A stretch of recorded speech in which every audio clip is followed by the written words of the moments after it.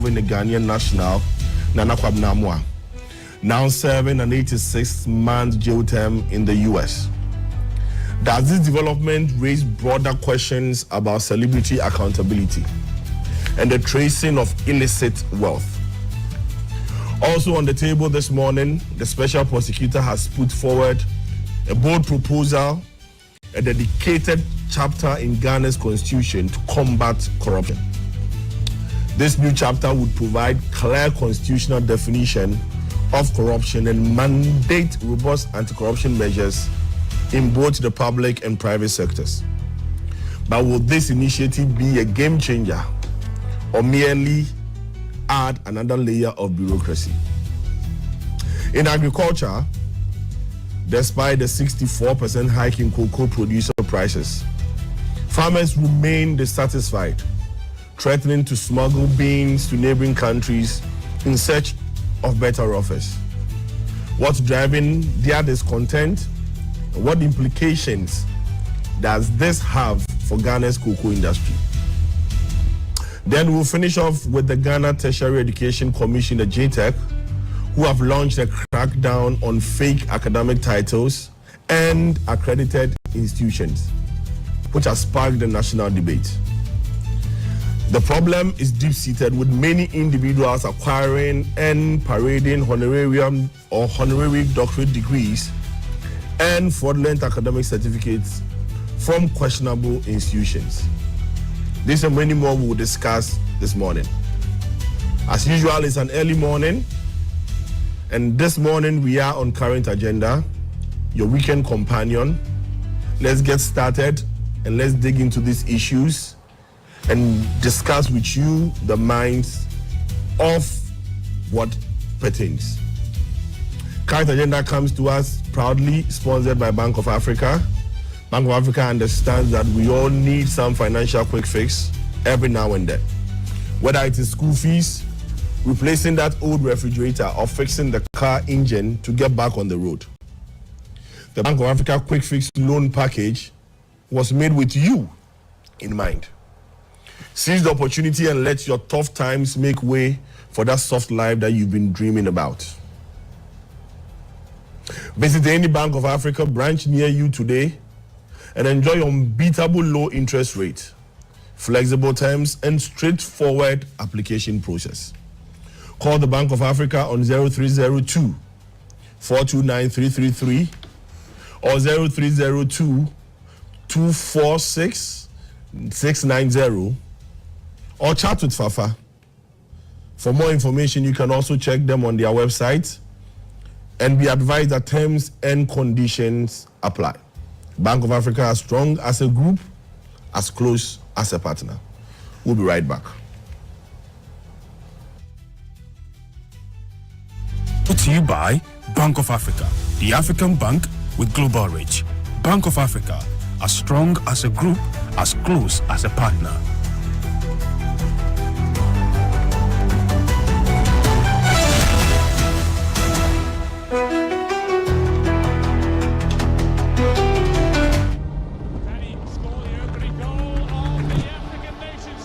This August, Africa's raw football fire ignites again. From August 2nd to 30th, 19 nations clash in a battle for pride, power and continental glory in the 2024 African Nations Championship. Hosted across Kenya, Tanzania and Uganda, the heart of East Africa will shake as local-based talents rise to represent the badge. 44 thrilling matches, 3 proud hosts, 1 champion. Will Senegal be able to defend their crown? CHAN 2024, where homegrown heroes rise and local legends soar beyond borders. Catch every goal, every tackle, and every heartbeat live on GTV Sports Plus. GTV Sports Plus, the legends live here.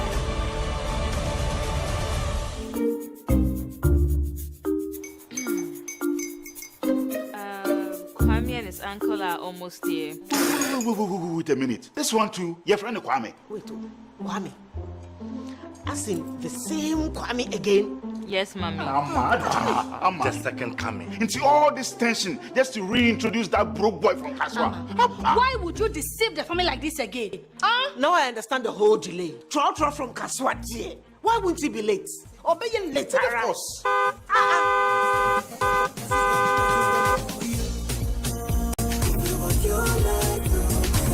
Everyone to hush, everyone to hush. He could be the luckiest. Coffee from Georgia be luckiest. From not the cause she be luckiest. Yeah, you could be luckiest.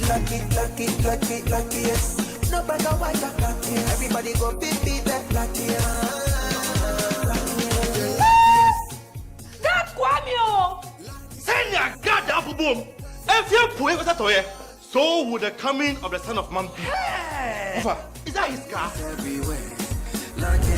Dial star 712 #. Choose your ticket. Enter your lucky number. Follow the prompts and let destiny handle the rest. This promotion is regulated by the NLA on the Caritas platform.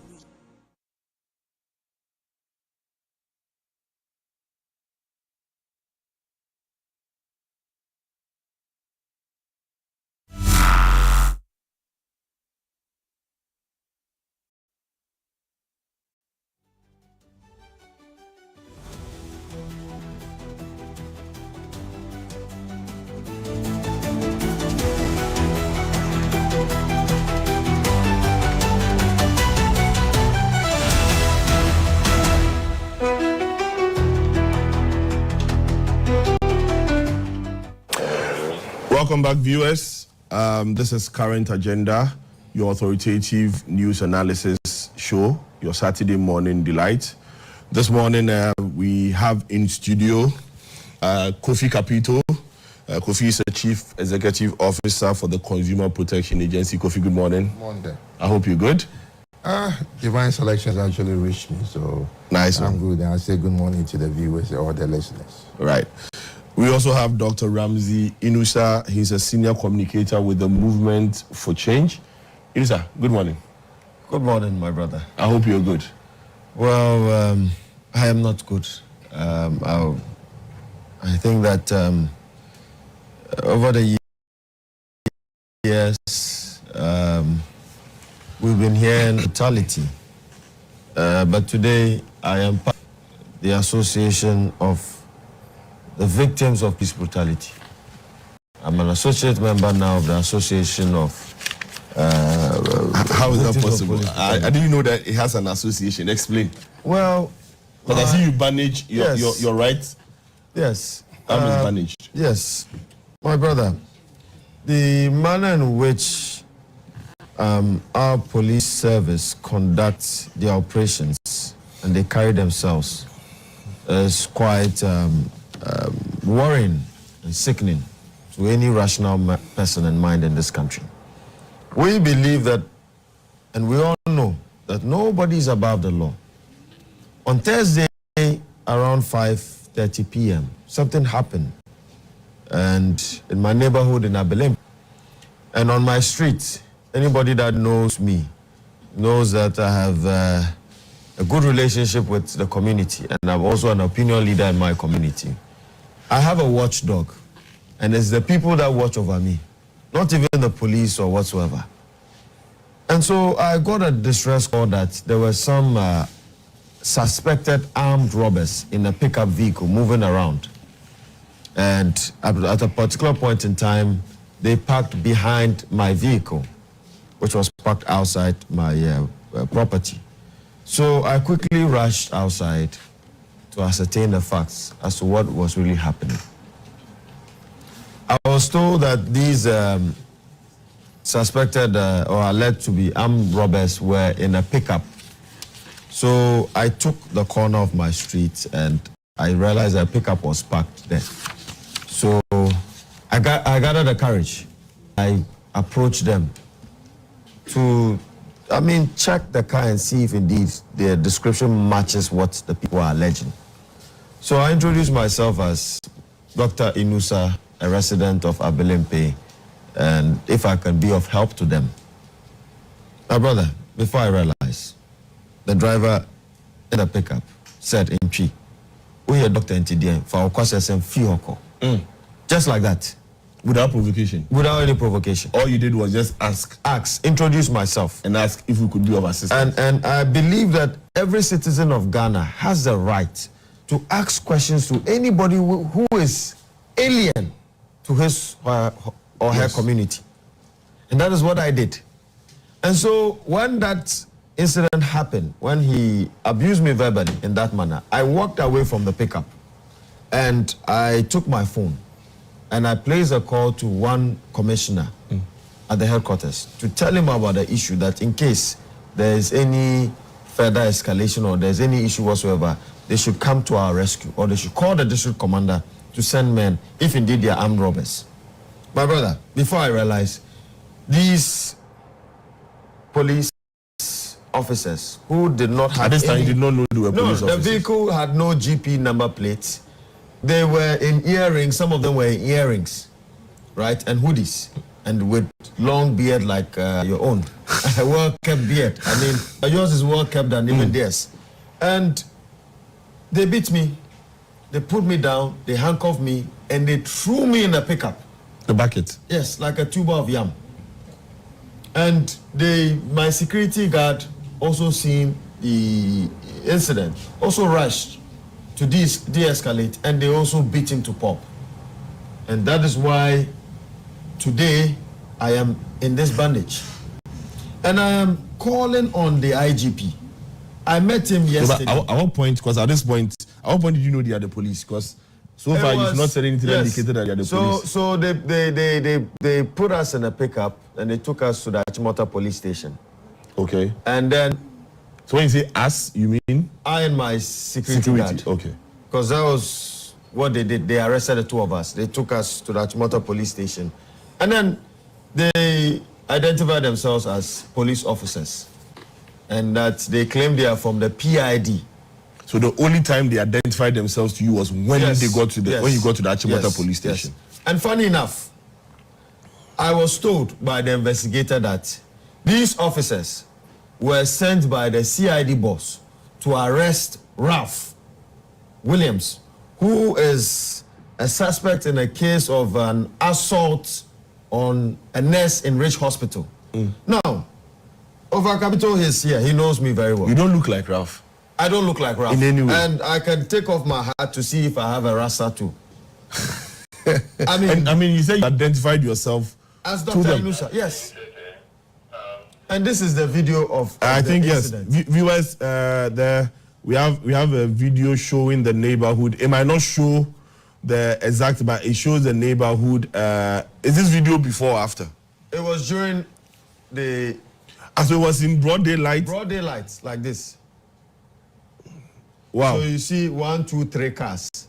And there are 10 of them. And you know... All these cars belong to them? All these cars belong to them. You see?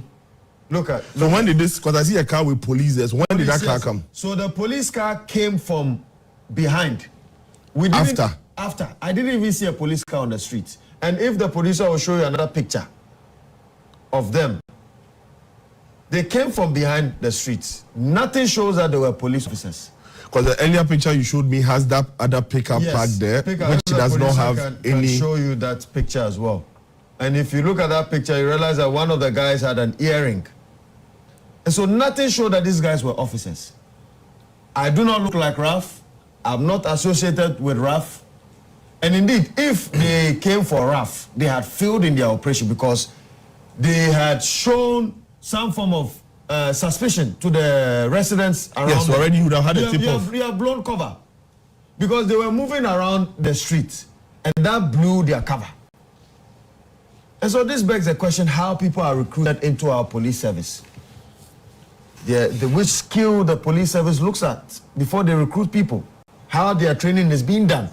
But indeed, my brother, I sit down here on this platform as a social activist, as a person who fought the previous regime for brutality meted on journalists and political opponents.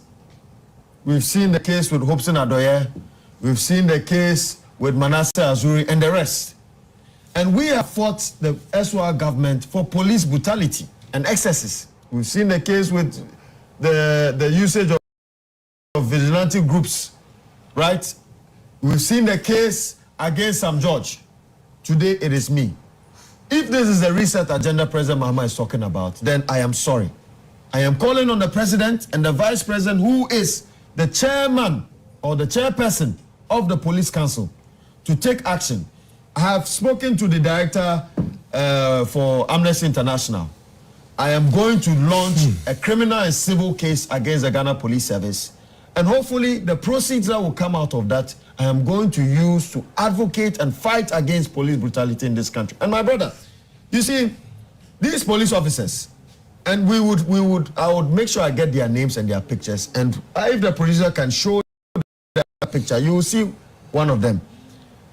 If the technical team can show there's another picture that shows a side view of this picture. So look at the guy in the earring.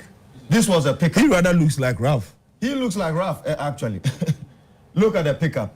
So if you look at the pickup there's no GP inscription. I mean, this looks like a regular private security. Yes, private. And then there's no police vehicle parked behind the pickup, right? No. No police vehicle on the street. And so I had walked away from them. This was when they were coming to me. And then somebody took the picture. A resident took the picture. So this was after you had gone to introduce yourself to them, and they had I went back. They had ignored you, and Yes. and when you were walking away. So these are the guys. These are the ones who handcuffed you. These are the ones who brutalized you and threw you into the Together bucket. with the team that also came. Wow. And you know, they lied in their statement at the police station that I didn't know I was very strong like that, to be able to beat more than 10 police officers. They lied that I had assaulted them. And that is what they use against innocent citizens of this country. But unfortunately for them, they have stepped on the wrong tail. And this fight, I am going to take this fight to the doorsteps of the IGP. Under the ESWA IGP, Abelempe was a very safe neighborhood. Every night we had barriers, police barriers and checkpoints. Today, I don't see the same thing. I met the IGP when he was coming out of his office yesterday, and Lydia. I spoke to them. You've escalated this to I them. have spoken to them, and I want to say it on record that they met me, they saw the state in which I was. If they fail to take action, it's quite unfortunate that the Constitution does not allow civilians to invoke certain clauses to remove a commissioner of police. It is only the IGP that has the power to remove a commissioner of police. Otherwise, I'll wait and see if the investigation will be done in a manner in which will be fair and would be abiding and would be according to the rule of the law. But my brother, a lot of innocent Ghanaians have suffered from this. I always hear about it, but it is painful. And you would understand it when you really face such incidents. I mean, this is serious. So I mean, viewers, this is unbelievable. You are living in your neighborhood, somewhere you've lived all your life, practically or possibly. You get indication because you are an opinion leader or because you are well respected in that community. People see something to be suspicious and they bring it to your attention. Any right-thinking Ghanaian or any right-thinking human being would want to approach to find out what the issue is. Now, from what Inusa is saying, he goes to them, he asks them if he could be of any assistance. The good Samaritan that he is. They first snub him. He's walking away to call on the security or on the commissioner, like he mentioned, to see whether they could have any standby security for him and for the neighborhood. Then these unidentified men wearing mufti, dressed casually, nothing on them indicating that they are security agents or officers, pounce on him, abuse him. According to what they said, they stamped on him, throw him into the bucket.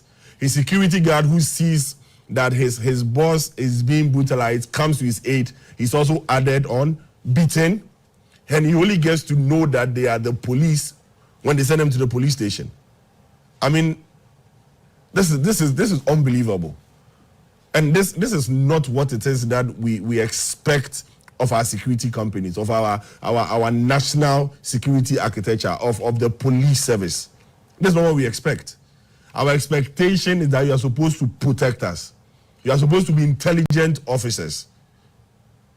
Clearly, from the producer, you can show the pictures again. You can show. I mean, this morning when I saw this, I'm livid. If this is how we intend to live in this country, if this is how we as civilians, I mean, working from here today, I don't know. I might look like Shatawale, and the next moment somebody just walks into my home and starts beating me, all in the name of suspicion. I am national security. I am police. I have the authority behind me. I have the state behind me. So I can. These are men with face towels hanging from their pocket. And this man himself, as Dr. Inusa, a resident of this neighborhood, clearly it tells you he's not the person you are looking for. So what makes you decide to want to attack this person? Even if he's the person you are searching for, was your order to go and beat him? And what is this new craze with having and mufti or plain clothes policemen dressed and walking about and abusing people? Where is this coming from? We saw them at Ayawaso West Wagon. We were told that they were national security. They came, they just did what they wanted to do. We saw them at the recent Ablekuma by the parliamentary elections. We are seeing them all around. How are we supposed to be safe? How? We wake up early in the morning, we are supposed to go to work, and you don't know who. You see a private car driving by you. How can you even say that this person is a security person? How can we be safe? How? The IGP, this is not what we signed up for. We are citizens of this country. We have equal rights as you do. And I don't know what is going to happen to me after saying this. Maybe I'm walking on the street. The next thing they'll say, you are the one saying this on TV. You look like somebody, and they throw me into a bucket. What is this, a banana republic? Is this how we behave? Everybody takes what they think is right and they do it. And according to what he's saying, they go and they rather change the story and they write their statement and they rather are accusing. What is this? So if there was not this video evidence, what from this video shows that these guys are police? Until the other van with the police inscription written on it. And are you not supposed to identify yourself before you even arrest somebody? Are you not supposed to tell the person why you are arresting the person? Is that not what the law expects of us?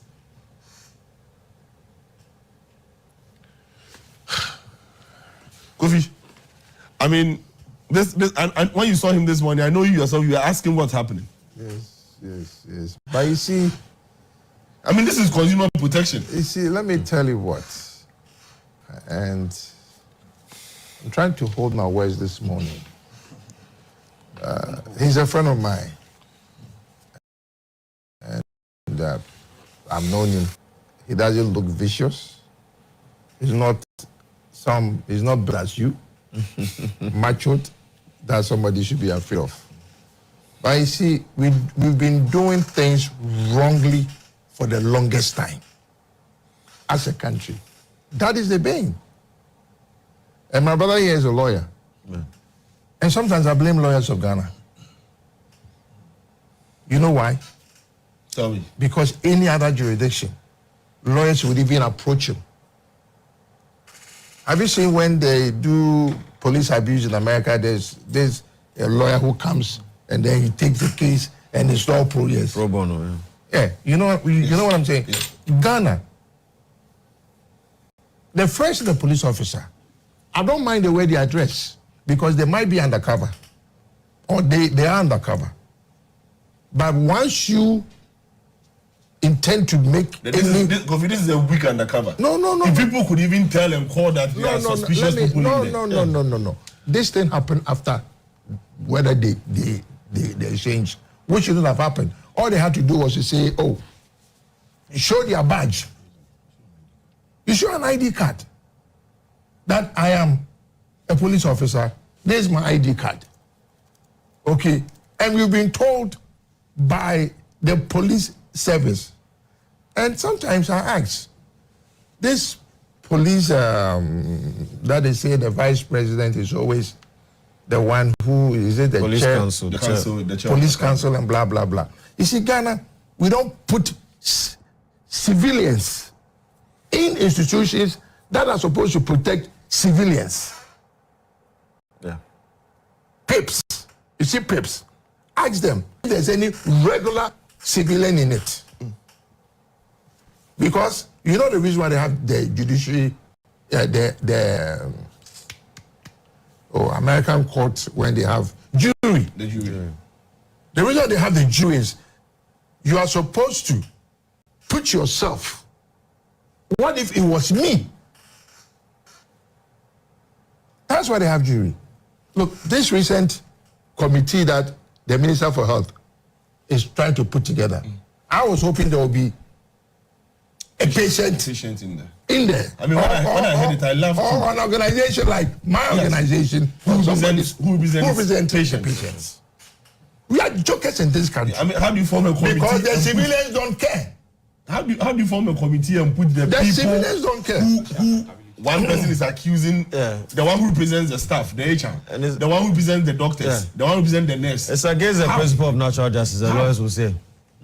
Because you are allowed to go on. Okay, this is a country that somebody took, was it Snit?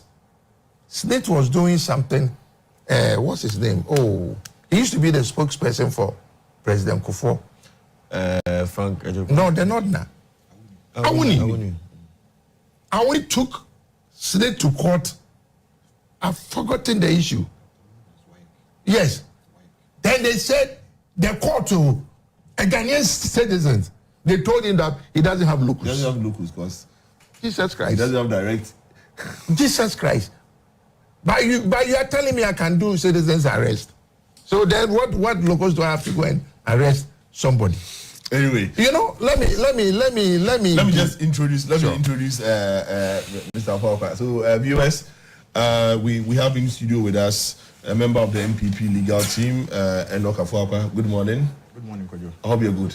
Oh, by grace, I'm doing well and yourself. You're the only one wearing white with us this morning. Yes. I still see the blue and red in it. No, it's just... It's unconscious. Yes, sure. It's in your DNA. No. This is not even blue. It's black. From here it looks blue. Nah. And let me say a very good morning to my uncle Kofi Kapito and Dr. Adib Sani. Inusa Sani. And I've not had the wind of the totality of how the predicament that he's facing now, but judging standing from his bandaged hand and his reddish eye, you could see that he's gone through a lot of trauma. Is it happened on Thursday? So he's gone through a lot of trauma, and this is where we need to rise up as citizens and talk. The police is there to protect us. The power of the police, the power of arrests, it's not without regulations. You just can't go that you have the power of arrests and decide to beat somebody out, an innocent bystander, then you take the person through this predicament. I believe that. My uncle was saying that he blamed lawyers. But in our jurisdiction, there are also ethical considerations as far as the practice of law is concerned. You don't do soliciting, you don't do advertisement, you don't do it. So it is the client or the victim that walks into a law firm, whether he is able to pay or unable to pay, to be able to tell his story or her story, so that when it touches the heart of the lawyer that he wants to take on the case as a pro bono, the lawyer can take it up. But if you go about fishing, doing soliciting, then it is in breach of the LI 2423, which regulates the professional standards and etiquette of lawyers in the Republic of Ghana. So these are the challenges that we have as a people. And if we know that Ghana is a liberalized state and we want to liberalize some of these things, then my uncle Kofi Kapito, as a lead advocate for consumer protection, should also take some of these matters up so that we begin to loosen the tight end to be able to free some of these things in order for lawyers to also see some. We see some of these things a lot. I take on pro bono matters a lot as far as our jurisdiction is concerned, and this is not new to me. I'm currently handling more than 6, 7, 8 cases as far as some of these predicaments are concerned, and it's becoming one too many. It's becoming one too many. The principle of natural justice, the audio authoring part, before you crucify somebody, give the person a hearing. The police have the power of arrest, and your power is not without checks and balances. On arrest, you need to inform the person the offense the person has committed. And the judges rule. You tell the person that he has a right to remain silent. Whatever he says will be put down in writing and used in evidence against him. These are the judges' rule, prescribed format of arrest. And a lot of that makes arrest lawful because arresting officers did not do this, and the case is thrown out. I was cross-examining an arresting officer in the dock in court, the prosecuting witness of the state, and my brother, you'll be amazed. An arresting officer whose duty in that establishment, I will not name the establishment, is to search and arrest, to understand the rules regarding arrest. He nearly collapsed in the dock in court. It was embarrassment. The embarrassment, and he felt that he was putting himself in imminent danger because now you are losing the tight ends. Now you are transparent. Everybody is seeing you. You have been exposed. You see, we need serious advocacy. The police is becoming unbecoming. The security, not even the police alone, the security architecture of our country is becoming more force. They are using more force than you know why I'm smiling. when we say all this thing, it comes back to you, the politicians. You are the ones who have been picking your foot soldiers and taking them and making them go in as police recruits, and eventually they grow and become these people. Could you let me end here? I'm just laughing. I'm smiling. Could you? I am not against a citizen being enlisted into any of these services, but the service is regulated by laws, and once you accept to go into it, if you go to Rome, you do what the Romans do. So if there is strict discipline as far as the conformity, the structures, whatever regulations of the service is, and you are complying with it, you are a citizen. We can't enlist, sorry to say, Burkinabés, Nigerians, Ivorians into the Ghana Police Service. We can't enlist Americans and other nationals into our service. It is Ghanaians. And no matter the standing of the person, whether being MPP, NDC, Movement for Change, whatsoever, member of Consumer Protection, whatsoever, if you accept to be a member of that service, you must be guided by the ethics and the laws that regulate that service. Conformist. If you are not, you stay out. And if you are also the head of that institution and you watch on for these people to perpetrate grave atrocities against innocent citizens, the people whose taxpayers' money are used in servicing it, servicing your salary, servicing your conditions of service, you beat them up. You met out all sorts of hardships on them, pain, agony, and you expect them to go through GRE, pay the taxes for you to be remunerated at the end of the month. Sorry to say, we should be charitable to ourselves. We should. And the nation must rise. The nation must put ourselves in social accountability. It should not be coming from only my uncle Kofi Kapito, who growing up have been watching him on GTV and other stations advocating for the rights of consumers. Citizen participation. It's zero. Check how many of the in the status of Kofi Kapito is advocating for consumer protection. And the police, our services, we are consuming their services because they are there to protect us. So they are providing us an essential service to us. And must they met this out to us? I was in court with a certain accused person, and the judge delivered a certain ruling which is alien to the laws of the Republic of Ghana as far as our criminal jurisprudence is concerned. And the judge's decision, his ratio is that he was acting, he was directing or ordering that to calm tempers down. And in that case, it is the police that is the complainant in that case. So I asked myself after court, so to calm tempers down means that the temperament of the police is high. And I am not surprised that Dr. Sani has been beaten up by the police. Inusa has been beaten up by the police because of their temperament, which is high. And we need to measure the temperament of the police because it happened in court. The very people are supposed to exhibit the highest level of emotional intelligence. The court stated that he has remanded the accused person to calm tempers down. So, it is not to say that yet the judge was right, because if a doctor has been beaten, he has been mishandled in this manner, then it shows the temperament of the Ghana police, because the court has taken judicial notice of the temperament of the Ghana Police Service in a court properly constituted in the Republic of Ghana. And we must be worried as a people. You know what is, I'm laughing because when we say that Ghana is broke, people don't understand. I grew up in Ghana. I went to what's it called? The little people's school. Nursery. We didn't call it nursery. Day nursery, we call it day nursery.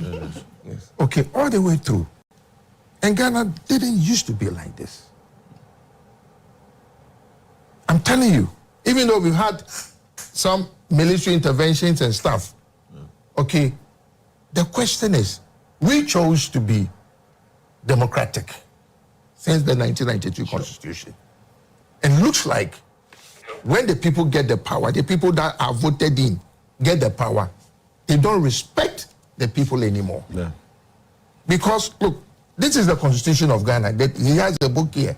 It tells you the right of every citizen in Ghana. Why are we behaving as if we are doing... So, Kofi, talking about the rights of every citizen in Ghana, this week, or I think it was Sunday, I mean, the same gentleman who was, Dr. Inusa was mistaken for, went to a hospital and assumed that he has the right to go into an emergency ward, demand consumer protection, demand what he thinks as a consumer he deserves. Pick a camera when he thinks that is not being given to him, video and show the whole world, and in the process, he's seen, and on video, he's seen physically assaulting somebody. Right. Do patients or do people have these rights? You know, your right stops where mine begins. Are you aware of that? Yes. Sure. So the question is, how do we balance it? As for that boy or that gentleman, I don't think we should call him a gentleman. Oh, well, what he did. Well, okay. I'm sorry, saying that, as for that man. But to be nice. To no, he was not nice, so he won't be nice. You know, and the funny thing is, some media stations are giving him a mileage by even calling him to interview him. That's in the name of stupidity. That's the word I will use. I call one of the hosts and I say, what you are doing is very, very reckless. And I know where you're coming from.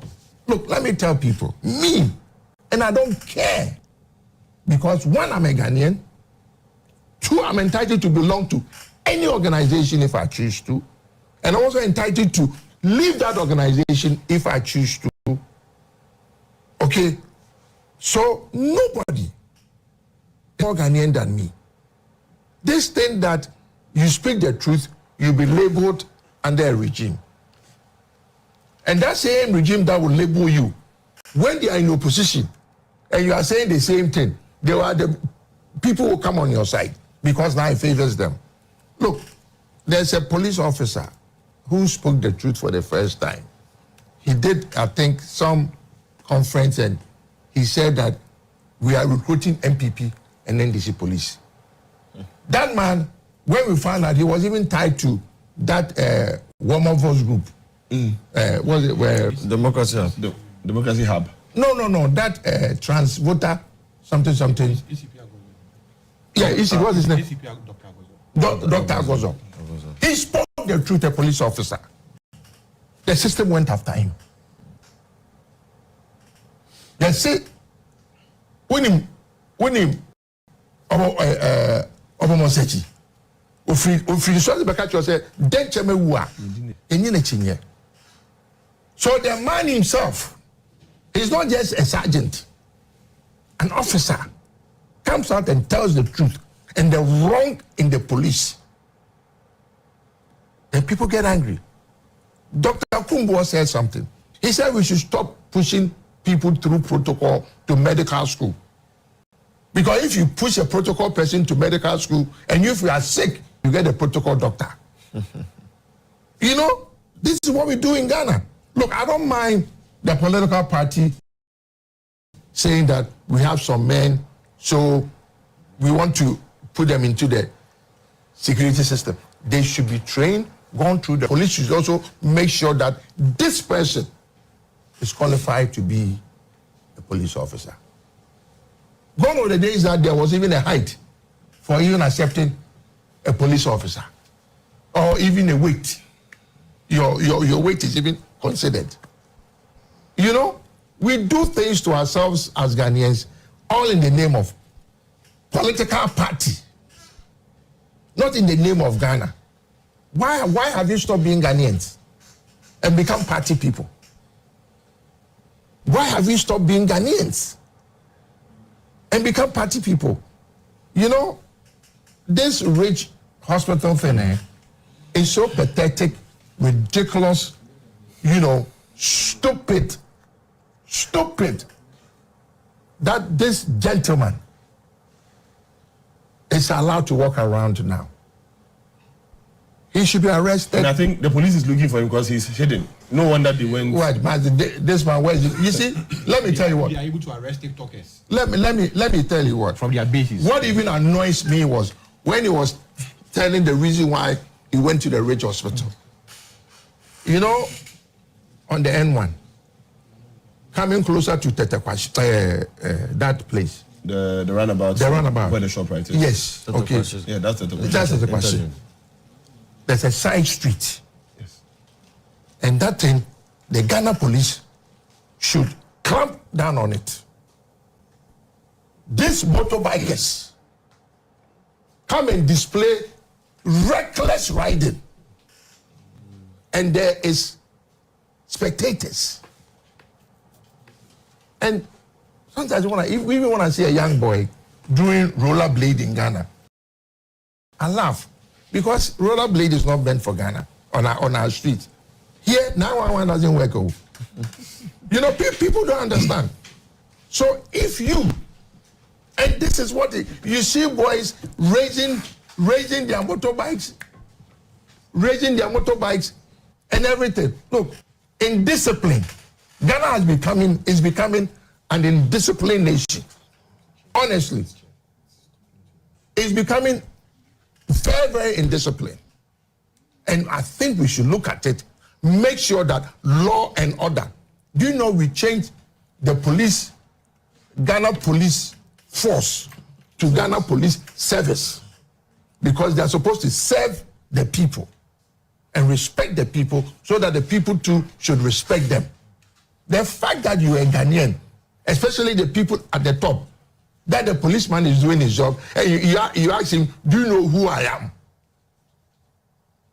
Do you know who I am? There was an incident, a whole police officer who was doing his duty, okay, when somebody got angry, they sent an armored vehicle to go and pick him up from Central Region to Accra. He was doing his job. Some big man was misbehaving. The guy wanted to cut the queue because there was a roadblock. He actually came to Accra, ordered the IGP. IGP sent an armored car to go and bring the police officer. So if I am standing next to that guy, would I do my job right? I wouldn't. Because I don't want an armored car to come and pick me. When you are right, you are right. No matter what it is. Because that's why we have systems in place. We have places that one can go to. If I feel a police officer, I tell people, don't fight with the police. Because if you fight with the police, it's a different story. When I see people on television, like people, these boys, Yoko, misbehaving, and the police watch them, some people are holding swords and stuff in front of Yoko. The video is out there. People who don't even pay taxes. And they are disturbing my ears. And the police are watching them. Viewers, so we've been joined in studio, Nick Papo, Samuel Ado. Ni is a lawyer and also Yeah, he's a one member. of the lawyers that I'm talking about. And also a member of the National Democratic Congress. We are also joined on Zoom by Dr. Eric Odurosai, governance expert. Doc, good morning. Doc, I think you are muted. Yes, good morning, colleagues, and I'm enjoying the discussions. Right. So, Doc, I'll get back to you in just a minute. All right, okay. Me, good morning. So we are discussing discussing this rich. We are discussing police brutality. Okay. And then the rich.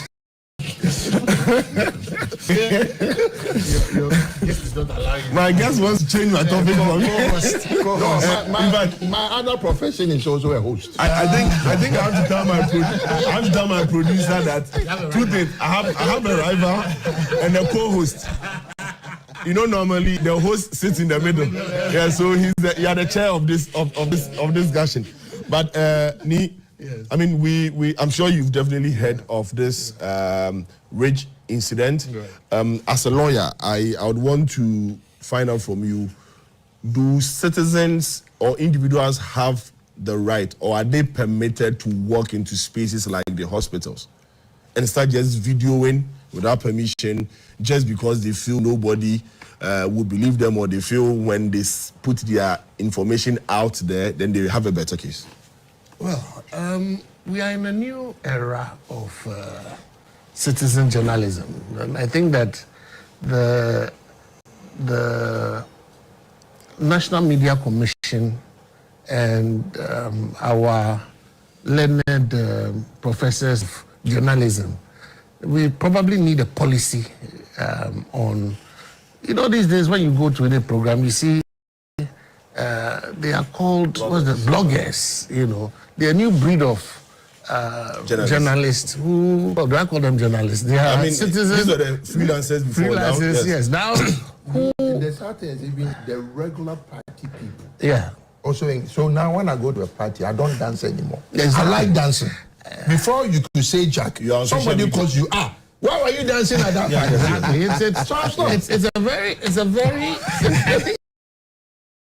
very invasive thing that if we are not careful, you may be very surprised that some of the things that you find out being put out in the media, because these are people that follow you to your car. You may be having a private conversation with someone. Recently I saw there was a private conversation between two very top politicians, former vice president and current member of government, and people were actually capturing this. You see, it's unconscious. You are not before you realize the conversation you thought having privately, everything was picked via audio, from the phone, and I think it's very dangerous, because there's always a balance between the right to privacy, you understand, and then the right to the freedom of speech, the guaranteed rights of media. And you see, when our 1992 framers were putting this constitution in place, I believe strongly that if you read our constitutional law, what they had in mind was the traditional media. So if you look at the language of the provisions, the freedom of the media is guaranteed. You cannot censor editorial opinion. You cannot direct a journalist as to how he should do his work. And these were done intentionally because we had come from the PNDC era, where we had known, and of course, even our history is guided by how censorship has been used as a tool by governments to control information and the narrative called Kwame Nkrumah. So we've tried to build. And so there are very strict provisions in the Constitution that guarantee the freedom of speech and the freedom of the media. But what we have now is a creeping danger, where these bloggers are literally uncensored. So you cannot put what happened in terms of the recording as a traditional media event, where a traditional journalist would have gone in there, would have sought permission and all that. this is a person who is accessing a service. Now, in recent times too, there have been a lot of lawsuits against our hospitals, public hospitals for that matter.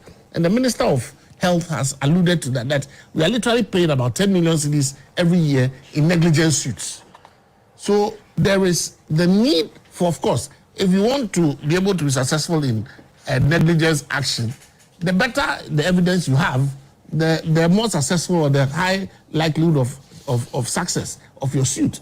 So if somebody accesses a service and he believes that he's not being treated fairly, he may decide or opt to take evidence of whatever negligent service that is being rendered as evidence of the lack of due process or the lack of the standard of care that he is expected to have received at the hospital. So you have to put that in context. Was what happened being preserved as evidence for a potential lawsuit? Or was it one of the things that is happening now where people literally calling themselves bloggers walk into a facility or walk into somebody's part, whatever it is? He says he's a freedom fighter. So you see, we need to have that balance. What happened? And that's why I'm happy there's a committee to investigate, because we need guidelines. And I think this event probably would force them certain protocols on what can be done, because in certain places clearly you can see that you cannot go in, even in people's offices now. You are, especially in the public space, and even in your private thing, people are putting up signs. You can't have your phone the recording in this, because it's becoming a very. You used to be a very, open society where you didn't expect that if you had a conversation with somebody, the person will record. But in this era, when you are inviting somebody to your space, I think you need to be clear. Yeah. And I think that's one of the things that Ghanaians and a lot of institutions are not clear about. The do's and don'ts when it comes to when you go into certain places. And I think it's about time a lot of these institutions begin to put in policies. If it's a no recording, and if you go to a lot of foreign places, even where in shops, if they are using CCTV, they let you be aware that you are being recorded. Yeah. You understand? Because there's a right to privacy. You see, there's a right to privacy. One of the things I keep complaining everything about is we don't legislate a lot in this country. When there is a problem, like we are seeing creeping up, we need to have some legislation. The law, as has been interpreted in respect of the right to privacy, is clear. Have the person's permission, you are not allowed to record, except the exceptions are public safety, public morality, and all those exceptions. They are there. So if you don't fall under those categories, you are breaching the law. But it is more civil than criminal. And I think that is why a lot of people get away with it. So if we are looking at that, then probably we need to start looking at our right to privacy laws in respect of perhaps criminalizing the unauthorized recordings of certain activities. Or if you want to come under the exception, be a whistleblower. So for example, you go to a health facility, you say you have observed this and this and that, then put a report together or put a complaint in place, because we have a complaint system within the health service, you understand, that would address some of these things. But in this era where everything is now the numbers, people are chasing numbers and followers and all that, we are running into a very dangerous, I was happy when there was a clear policy, even at funerals, at national events where they're supposed to be so very sober and very, formal, and you see people chasing everyone with, and some have turned into an enterprise where they are following you and they are literally chasing you for money and all that. I understand some people even hire the services of these. Nobody is saying that they are not. Maybe it's a new enterprise. Fine. But we need to regulate it. So we need the National Media Commission, perhaps even the Ministry of Communications, among others, to look carefully at this part and come up with policy. Because where we are getting to, we made up not being able to, there might be a confrontation You understand? Somebody may end up, for example, somebody could end up broadcasting a live study in the name that he is not happy with whatever it is that was going on. You know, we need to be careful. You know, so there are things that are not meant for public consumption. You know, or somebody can enter a mortuary, for example, and start recording. We need to be clear. Right. So I would advocate, especially for our institutions, begin to come. If you are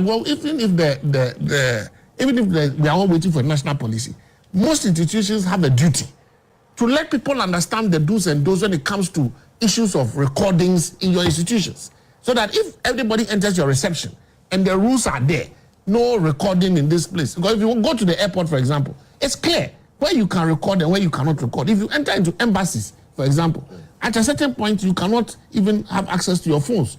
So if we have those policies in place, whilst we are waiting for a national policy, it will regulate some of these things. I agree. Let me add this one to what okay. A quick one, because I need to go to Doc on yeah, sure. Start talking, so I'm quiet. Yes. Allow the lawyers talk. Certainly. As far as our health services or our health sector is concerned, the Public Health Act of 2012, Act 851, specifically under Section 167, clearly codifies the patient's charter. But it's not the patient's charter. It's not out. I have seen most of the government hospitals that you go, you see the patient's charter clearly posted on the walls of the hospitals. So clearly, if you take your comrades, walk into a government or a state facility, a health provider, and begin to film that you are, how do you describe it again? Freedom fighter. You can't go. You see, all those who were seen in those videos can also take civil suits against them, against the hospital, against the Ghana Health Service, and against the said person, because it breaches the dignity of the patients in the hospital. It is not all persons who wants to be seen that they are in hospitals. A person may be ill, you may be close to the person, but the person will just go blackout and tell all the relatives that he doesn't want any person to know, because people will troop into it. They want to protect their dignity. And you take a camera to a hospital without recourse to the patient's right and begin to film. You can film yourself with your permission and the permission of the hospital that you want to film whatever that goes on and put it out there. If the hospital administrators or the doctors or the medics approve of your enterprise, fine. But you can't take the rights of others into your own hand because you are a freedom fighter and you are said to be fighting for a certain cause, and you tend to abuse every person's right. That should not be entertained. In as much as we are waiting for regulations in the new media space, it is not to say that there are no existing laws or provisions that can extend to that in order to regulate that circumstances. Media freedom is there, but there are guarantees in terms of the criminal libel that has been repealed, but the civil libel is still there. So if you are doing blogging, if you are into the new media space and you are not conscious of the existing legal regime, and you attract any liability, you should be worried that a civil suit may be taken against you in the civil court for some damages and some compensations, of which you might not to be able to meet your liabilities if the court so and the nurse has taken a criminal. Is there a civil action she's taking? Oh, okay. So if she's right. Criminal cases. I think she's not. The assault bit has not come in yet. I think that's what the police is still doing the investigation. Okay. But now what she and viewers. It means that I will also be following suit as well. But I told you should. Yes. Can we look at the statement of claim? That should be the sheet 2. What she's claiming and what she's asking for. Yes, so that will be the damages that she's asked. So the damages of 5 million Ghana cedis for the battery suffered at the hands of the defendant on 17th day of August. Damage of 2 million Ghana cedis for the defamatory words published by the defendant in relation to the plaintiff in these terms: liar.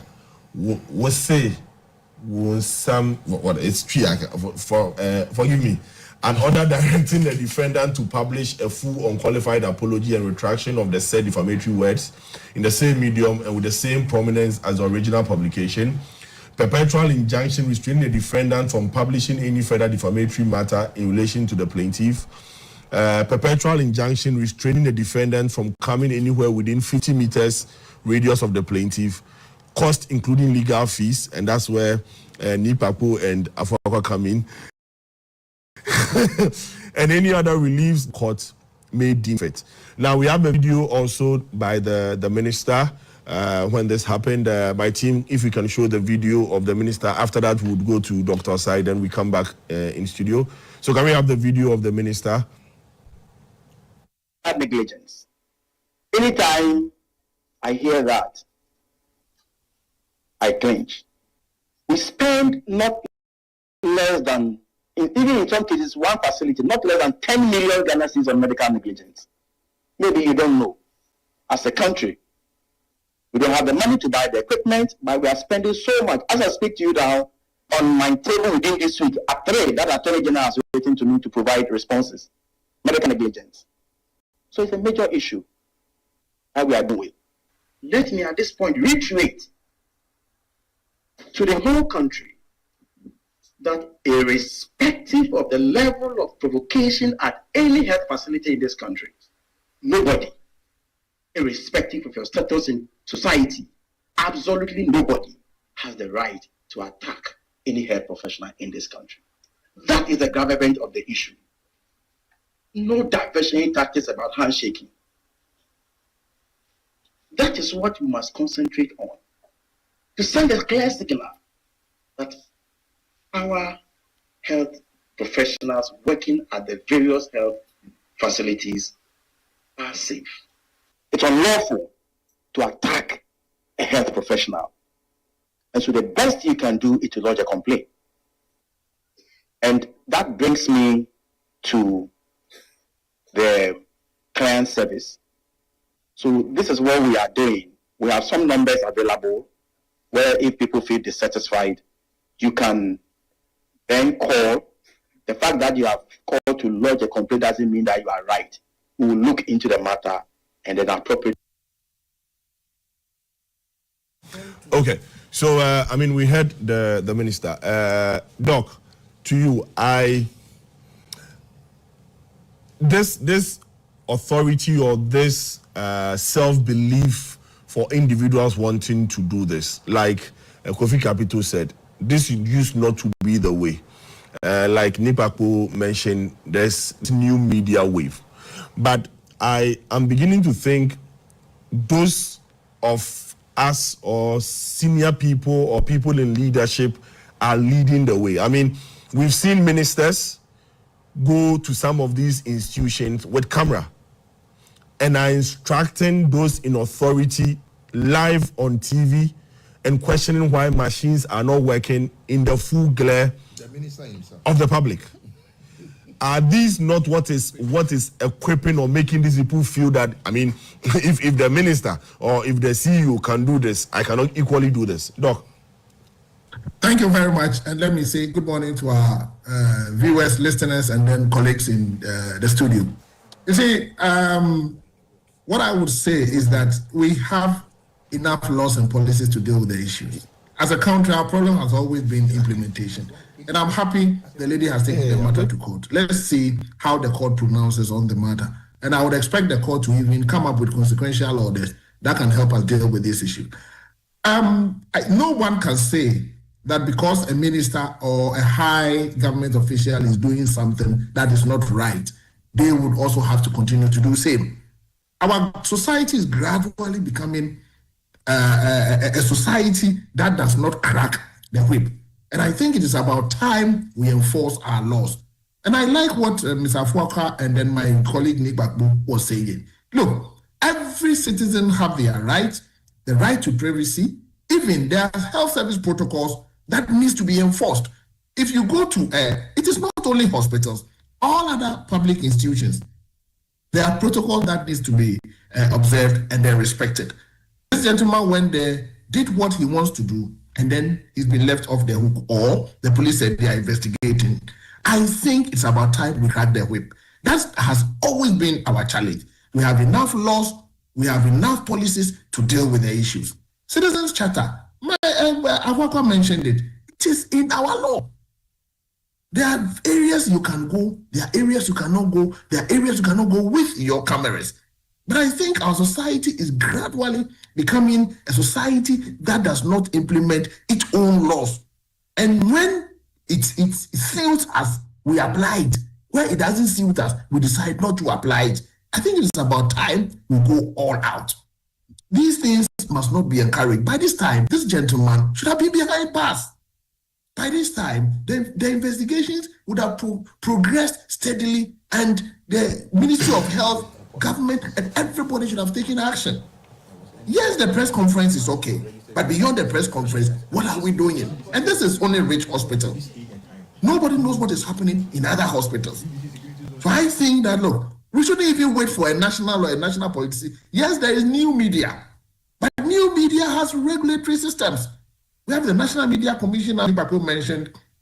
We have Ghana Journalists Association, and these people are not members of the Journalists Association.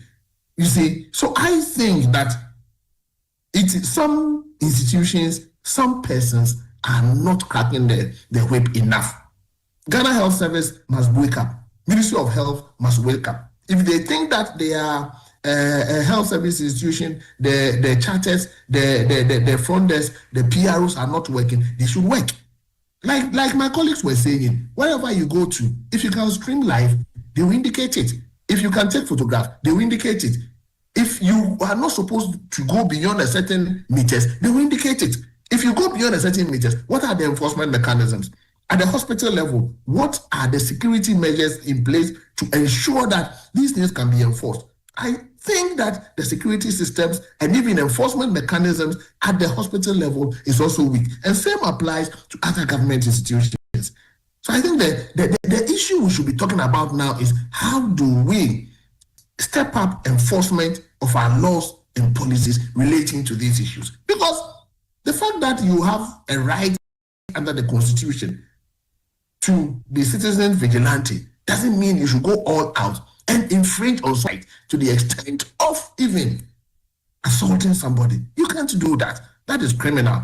And I like the tortious action being taken by the lady. Let's see how it goes. But we should all condemn it, and I expect the minister to quickly crack the whip. The press conference is enough, but he should move beyond press conference and crack the whip and make sure he sanitizes the system, improve enforcement mechanisms across hospitals in the country. Back in studio, Inisa. I mean, we are asking the minister to crack the whip. It was the same minister who carried cameras and he was working in wards where patients were lying there. He didn't seek their consent. I'm not sure he sought their consent. I stand to be corrected. Yeah.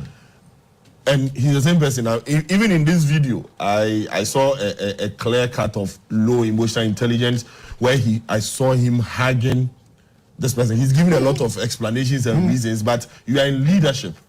You need to be emotionally intelligent in such situations. The fact that you're a minister for all does not mean that when you see somebody, your employee, is accusing. I'm not sure if this person had attacked his wife. He would have said that, well, because I'm a minister, so I still have to extend a hand. So, and this is the same person we are saying that should crack the whip. Well, Kojo, it's quite unfortunate, and let me extend my warm regards to the... And I'm sure you feel it more because you've said... Well, Kojo, I mean, these things we're talking about, I mean, this incident in particular is the reason why these so-called police officers assaulted me. Yes. It's because of Ralph that I am assaulted today. But does Ralph live in your neighborhood? I have never seen Ralph before. Man, that's what I wanted to find out. I have a whole community watchdog watching over me. Any move, any foreigner that comes to cross my street, I am being informed. I've got cameras all around. And so it's quite unfortunate that this nurse was treated this way. I believe that the laws in Ghana are clear. I'm sure the lawyers have already touched on the laws and the necessary laws that can be applied in this case. We believe that there is a new form of media advocacy. And I believe that this form of advocacy has to be done in a manner in which it does not conflict with the rights of individual citizens. We've seen that in the US. I quite agree with my colleagues here that there are certain places where you see an inscription that do not film here, or you cannot enter here, or cameras are not allowed here, even in our embassies here in Ghana. But this is a case where a gentleman takes his phone, videos a nurse even trying to give put a line into the veins of a patient, breaching their privacy right, or their right to privacy. And I believe that the authorities should take this up. I believe legislators that are watching should also look at how they can be able to propound some of new bills to be able to mitigate such crisis and risk going forward in the future. And to add to it, I believe that we have an issue as far as health delivery is concerned in our country. We cannot sit down here and pretend as if we do not know what is happening in our country. As it stands today, the doctor to the patient ratio in our various public hospitals is nothing to write home about. The WHO recommends about 1 to 1,000.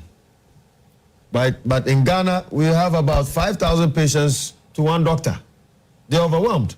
The nurse to patient ratio, on the other hand, is nothing to write home about. And we know that these nurses and doctors overstretched in their various capacities. About 2 days ago, I went to the Mamobi Polyclinic. And to my surprise, in the ER, there was only one nurse there.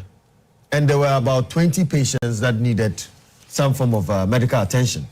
And so these issues ought to be addressed. We know that these issues are there in our system. And so the minister knows that indeed he has a lot of work to do. He heard under the SWA administration about Agenda 111, right? I believe that such a policy should have been realized, even though they were not able to complete it. But the minister should take it up. Let's look at how best we can look for financing models to increase accessibility to healthcare. And also the training of our nurses. And I must say this, anybody that wants to work in the healthcare sector should have the people. You should be a compassionate person. You should have empathy for the people that you're going to treat, and not necessarily move to a nursing college as a way or as a route to move away from destitution or being destituted. Right? We've seen that people get frustrated because they cannot find jobs and then they go and do nursing. But no, the medical fraternity requires some different form of attitude. You understand? And so I believe that if the government would also increase expenditure towards building better nursing training schools, changing their curriculum, and ensuring that the products that we bring out of our nursing training colleges will be world-class, just like the Philippines. Today, you will see a huge exodus of nurses and doctors out of this country. And it's quite inimical to our nation's health delivery system. It is a problem. And I believe that if the minister would take certain pragmatic steps to mitigate this crisis, this issue will be a thing of the past. So let me say, let me stand on all existing declaration here that we stand in solidarity with the nurse. I'm sure GMA has issued a statement, and then that of JN, RMA have also issued a statement. But I believe that once the investigation is over, we will know what really happened, and we want to see the gentleman brought to book. Enoch, Afakwa, so this is Rich. So it's come up. Sure. So everybody's talking about it. It's probably because it's Ralph and he filmed it. If probably he has not filmed it, this would not have had this attention that we are having now. There are hospitals in rural areas who are facing similar abuses. They are clinics. They are clinics. They are cheap compounds. They are being nurses, health professionals are being abused. The other side of it, patients are being treated anyhow, disrespected, not cared for. People are being negligently left to die. how can we go about this to make this work globally and not just chase after this firefight? Rage has come up, we are running at it, then everybody goes, okay, Ralph is arrested, hey, we are happy. We don't hear about it. The next time we hear is some clinic somewhere. How do we go about this holistically? See, there is a standard of care as far as health delivery is concerned around the world. And Ghana is not an island. Once we are a member of the United Nations, and we are members of these allied agencies and WHO and those things, there are clear standards. Because for the human race, we are one. There are no divisions.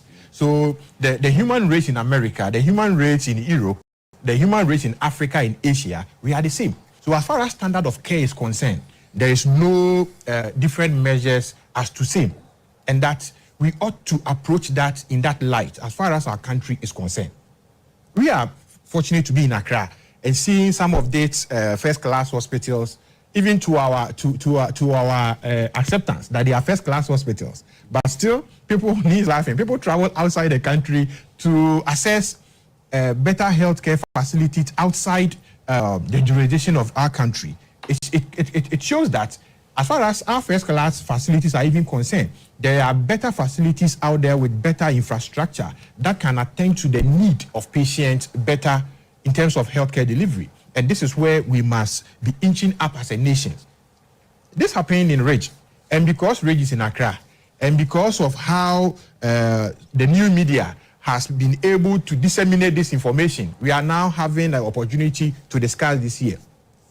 There are a lot of people, a lot of health service workers or medics suffering these challenges in various CHIP compounds, various clinics, various health centers, various polyclinics, various government hospitals, even in private hospitals, where quack medics and addicts, where addicts are abusing the rights of addicts. You see, when you show the rate of sermons from the High Court of Accra, I was laughing, and together I saw my learned senior and he also smiling, because there's a clear gap as far as the suit is concerned. You are working not for yourself.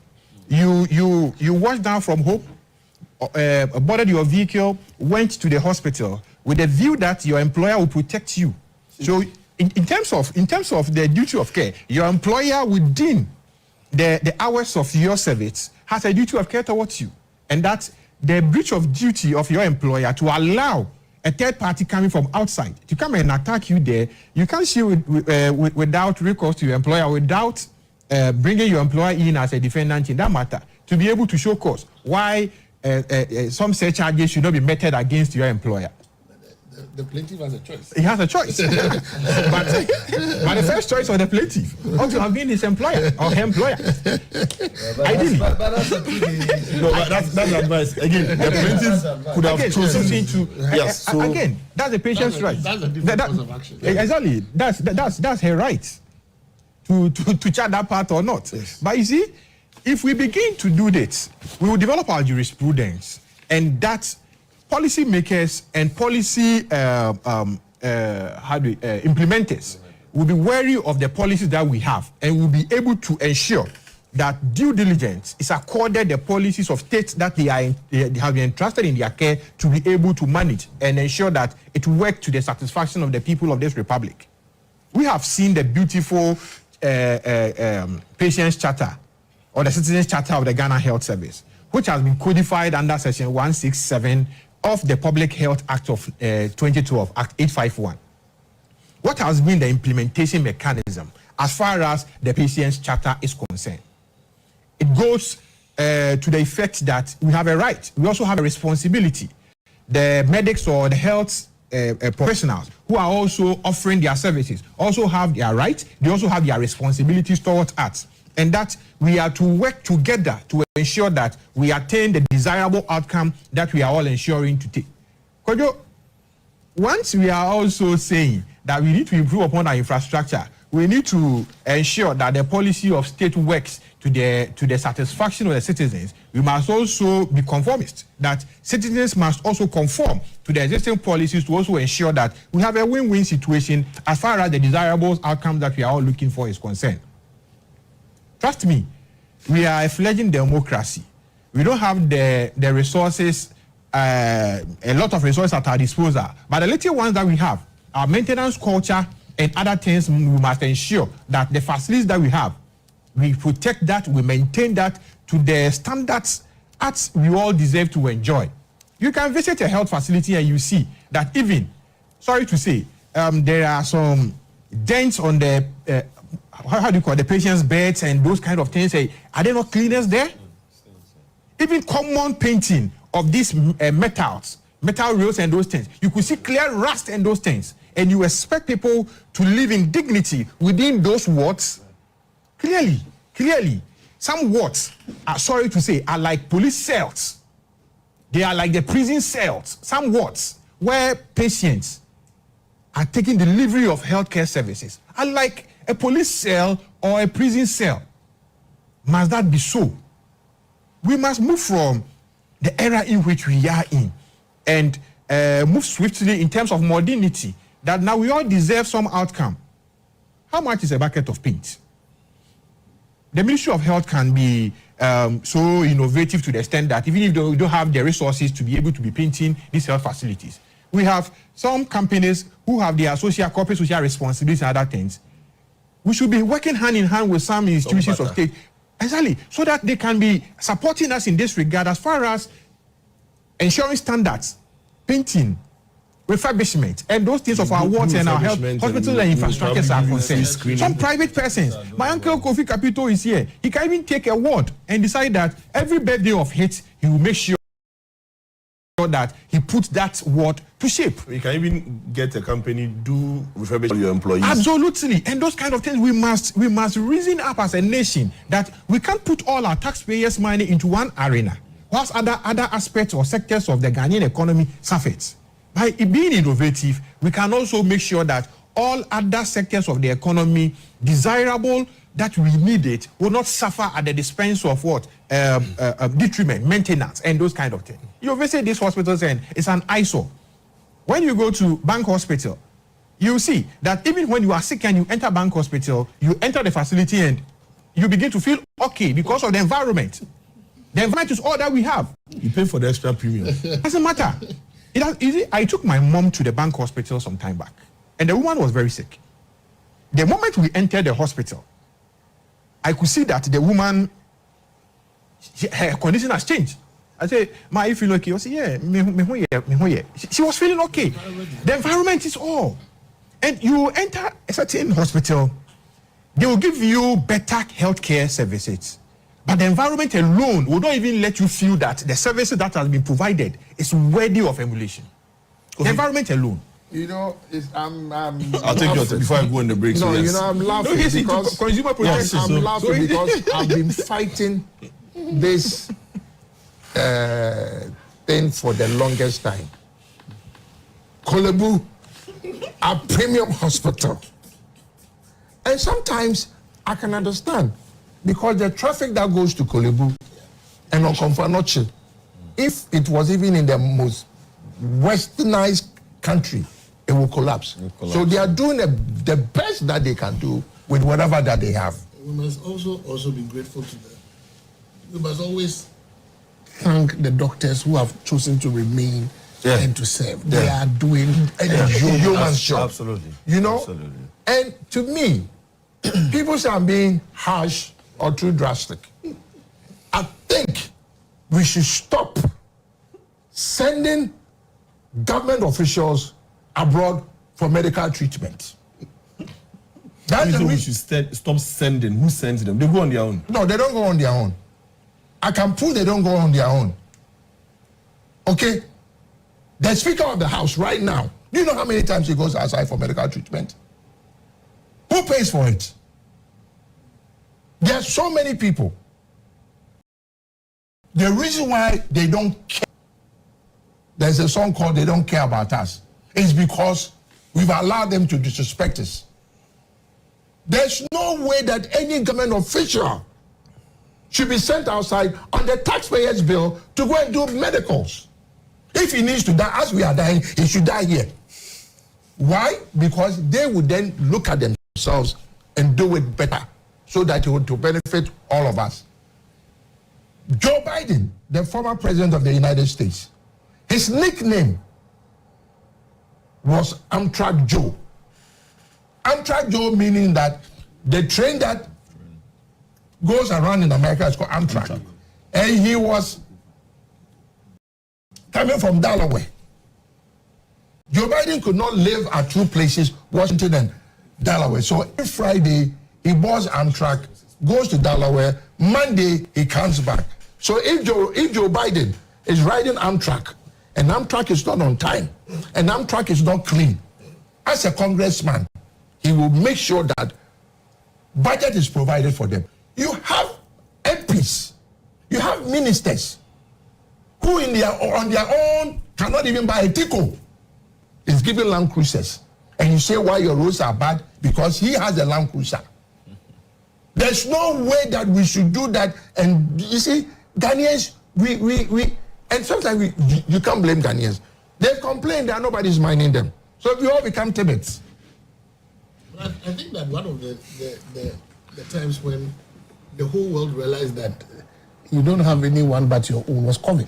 Yeah. Because in COVID, you couldn't go anywhere. You couldn't go anywhere. So we realized that our health facilities, they exposed a lot of gaps. It exposed a lot. In fact, if nobody likes COVID. Even in the developed countries. COVID had been there for a year. Would have fixed the hospital. Would have fixed the hospitals. I mean, the innovation of how Ghanaians were innovative came out during COVID. We saw a lot of innovation. Everybody was at UGMC.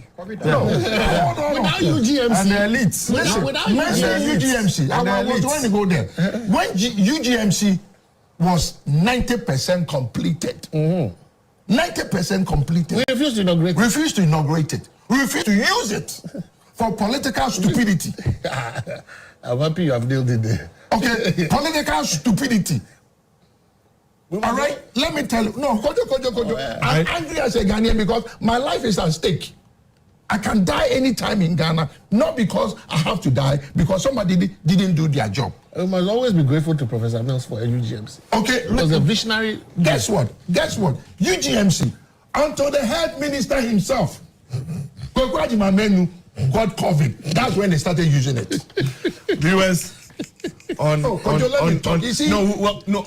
need to take. Kojo, you see, this is what we do, and Ghana doesn't get well. We need to acknowledge our sponsors. Okay. Those who are making us do this. Okay, yes, we thank them. So go ahead. So, viewers, we will take a break. When we come back, I'll let Kofi land, and then we enter the Shatawale Lamborghini. Shatawale Iyoko case. So we'll be right back.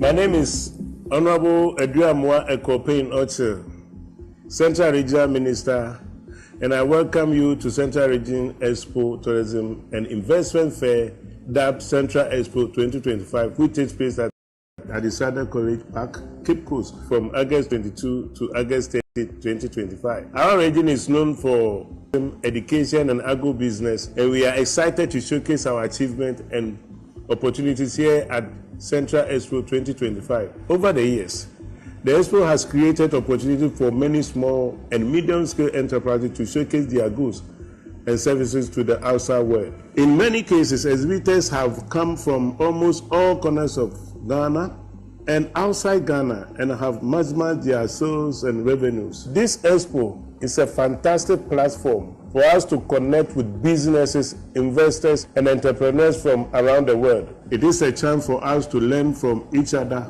and explore new opportunities. I invite you all to explore our region's exhibits and products meet our entrepreneurs and innovators, and discover the many opportunities Central Region has to offer. We look forward to working with you and building a higher future together. For more inquiries, please call the Secretariat 0246 48 8830. Thank you and welcome to Central Expo 2025. MedShay, natural mosquito repellent, highly recommended by Ministry of Health, CHAS and GES, lab tested by Noguchi Medical, field trialed by Atomic Energy Commission. It has no chemical or side effects and is good for all ages and skin type. MedShea is available nationwide. Contact us on 0244892413. This advert is approved by FDA.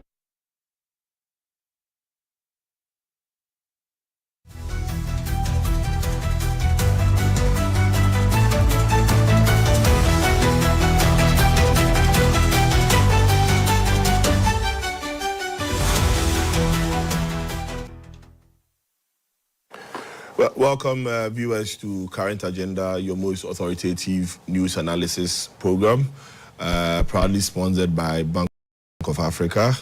Back to studio. Gentlemen, 30 seconds, then we move to... Let me look. 37, all the big government hospitals in Ghana, this evening, go there after 6 p.m. You see family members sleeping in the opening, so that in the night, the nurse will not even sponge bath the patient. They will come and wake you to go and do it. Kolebu Teaching Hospital, they've actually locked all the washrooms. But they have given a contract to private individuals to build washrooms at the maternity, right? Somebody is there. When you go to use it, every woman will go maybe 2-3 times when they go and visit there. They charge you 50 pesos. If every woman will clean herself when she finished. Toilet roll back then was 10 pesos, so 60 pesos. I went to meet the administrator, and this is why I get angry. The administrator was at the top of the place. I asked him a simple question. Does he know what goes on? And I said, why? Guess what his excuse was? The people from Kolegono walks across and use the toilet. I'm telling you, I'm quoting him. That is why he's locked the toilets in Kole, because they come and make a mess. I ask him a simple question. Don't you have cleaners in Kole? That is their job. Look, everything, if you leave it not clean, it will get worse. Okay, so I asked him, you're a medical doctor? He said yes. I said, have you heard of airborne disease?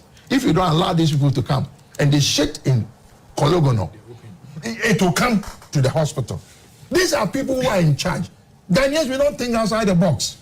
Look, this, like I said, let's make sure, if it's a policy, I'll engage these 2 lawyers, because Ghana, you need them to drive the thing.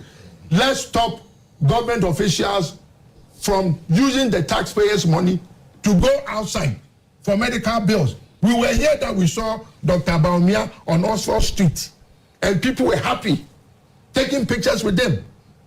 Okay? Same thing. President Atamils was sent outside. Recently, the vice president. The vice president, yes. And we are happy. The question is, if we do that to them, they would not make sure that we will get a better facility for ourselves. Because the whole of Europe, see how big Europe is? German or English people or the French will not send their prime minister or their president to any other neighboring country for medical treatment. It shows how bad your health delivery is. Thank you. So viewers, this program is brought to us by Bank of Africa. Bank of Africa understands that we all need some financial quick fix every now and then. Whether it is for school fees, replacing your old refrigerator, or fixing the car engine to get back on the road. The Bank of Africa Quick Fix Loan package was made with you in mind. Seize the opportunity and let your tough times make way for that soft life you have been dreaming about. Visit any Bank of Africa branch near you today and enjoy unbeatable low interest rates, flexible terms, and straightforward application process. Call Bank of Africa on 0302 429 333 or 0302 249690 or chat with Fafa at www.boaghana.com for more information. Terms and conditions apply. Bank of Africa, as strong as a group, as close as a partner. So I'll start with Doc on Zoom. Dr. Sai, Shatta Wale, the our Pampa artist. This week we understand that he was invited by the IOCO, and when he went, he initially, and I think a couple of weeks ago, we heard that he was a person of interest. Then early within the week, we heard that he had been invited by the IOCO. When he got there, after the questioning, he was arrested. And we saw the crowd that mobbed up at the place to show solidarity in the way they thought was right. And when you read the press IOCO, it says that he's being investigated for possessing a vehicle that is related to a crime that was committed in the United States of America. Now, the questions people are asking is, to what extent does this open up that discussion of investigation in the country? Thank you very much. I think in the Shatta Wale case, IOCO acted a bit late by putting out their statement, the IOCO statement. I was thinking that if IOCO had put out their statement early on, it would have calmed nerves and especially prevented most of his supporters from gathering at IOCO's premises. Whichever way we look at it, once a subject of investigation, definitely Shatta Wale has no option than to cooperate with the security agency. That our investigative institutions will have to do a lot if you communicate with or to the general public and you make sure that at least whatever you are doing, you carry citizens along to read all kinds of meanings into it. Let's come to lifestyle audit. I've always said time and again, in this country, we need a lifestyle audit system, not sector, but even with the private sector. And I'm happy to read it from the Auditor General's, the OSPC media report. It is very important. We shouldn't wait for people like Shatta Wale, who arguably is an icon, has a lot of followers, to be the subject of discussion before we raise an issue of lifestyle audit or lifestyle reviews. It should cut across Shatta Wale's and go everywhere because people live beyond their means. And if we are able to craft legislations or come up with policy that would help us get people to explain wealth, it will go a long way to helping our society. In most cases, we target the politicians or politically exposed persons. But in the interest of taxation, in the interest of national governance, in the interest of ensuring sanity in our system, I believe to even private individuals. So it's about time we mainstream lifestyle systems, lifestyle audits into our operational national governance and process. The enforcement mechanism is again the challenge because source of your wealth, because we have the gift tax. We are having some technical challenges. Doc, can you still hear me? Hello? Yeah, Doc, can you hear me? Yes, I can hear you. Okay. Can you hear me? Yes, now I can hear you. You can go on. We lost you briefly. Okay, so that we have bits and pieces of lifestyle review systems in our laws. For instance, the GRA should be able to pursue or chase you to explain certain gifts or certain lifestyles that you are leading, whether you have been able to pay all your taxes or not. But there are bits and pieces of it. So it's about time we bite the bullet and develop a comprehensive lifestyle audit or lifestyle legislation. Ask people to explain unexplained wealth. If we are not very careful where it is taking us to, it will be the central point of corrupt acts in this country. We want to fight corruption, but unfortunately, we are a society that also values people's wealth without questioning the source. And it cuts across. You go to our church, you go to our social structure, people are rich and nobody cares to ask of the source of their wealth.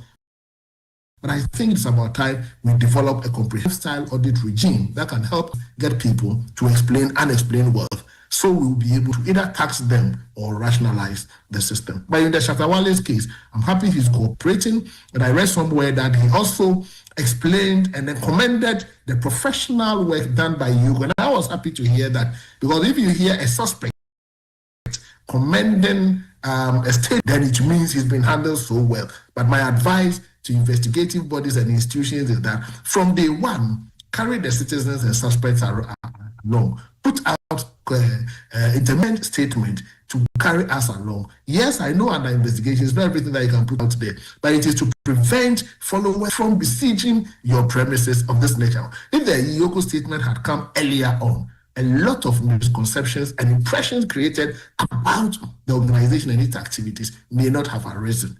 So I will encourage Shatta Wale to continue to cooperate, and let's see how it goes. Talking about cooperation, cooperation. Now, the first time we heard of this Shatta Wale Lamborghini issue was when Shatta Wale came on live and put it out. And it was in response to that the Yoko indicated that this had actually been an investigation that had been in place since 2023 in their first release that they gave. And that they had agreed to keep it on the low because Shatta Wale had asked that because of his profile and his how people perceive him, it would affect his brand if they deal with this. But in that video, he went attacking the same Yoko. To what extent do you think his public outbursts and the attack on the leadership, in this case Raymond, affect how this has been done? Because for all we know, probably would have been done on the quiet, like Doc was saying, that maybe it would have been done in the quiet such that his followers probably might not have heard. But do you think there's some bit of personal should I say, attack in there where somebody feels I want to show power, where power lies and all that in there? Yeah. It's a two-edged sword. It's a two-edged sword. You know, if you go after me, I also go after you. It's one of the reasons why we are here today. And with the power of Yoko, they have the power of the police, that's the power of arrest. And once they reasonably suspect that crime has been committed or crime is about to be committed or whatsoever, they have the power of arrest to arrest you. Whether they respect your standing and they want to go low with you or they want to go high with you, they are still doing it. Under the current regime of the acting executive director, Mr. Raymond Archer, we have Yoko has been in the news for all the good reasons, with the hefty bail conditions that have been meted out to suspects that they have arrested and investigated in the past. Talk of the Buffer stock matter, Hanan, who was handed a 60 million Ghana cedi bail conditions, the wife 30 million, better than Chibo Siako. What happened to Hanan? Is he? Yeah, they've made the bail conditions. Oh yes, he was in custody for almost about 2 weeks, for 14 days and over, before he was finally released.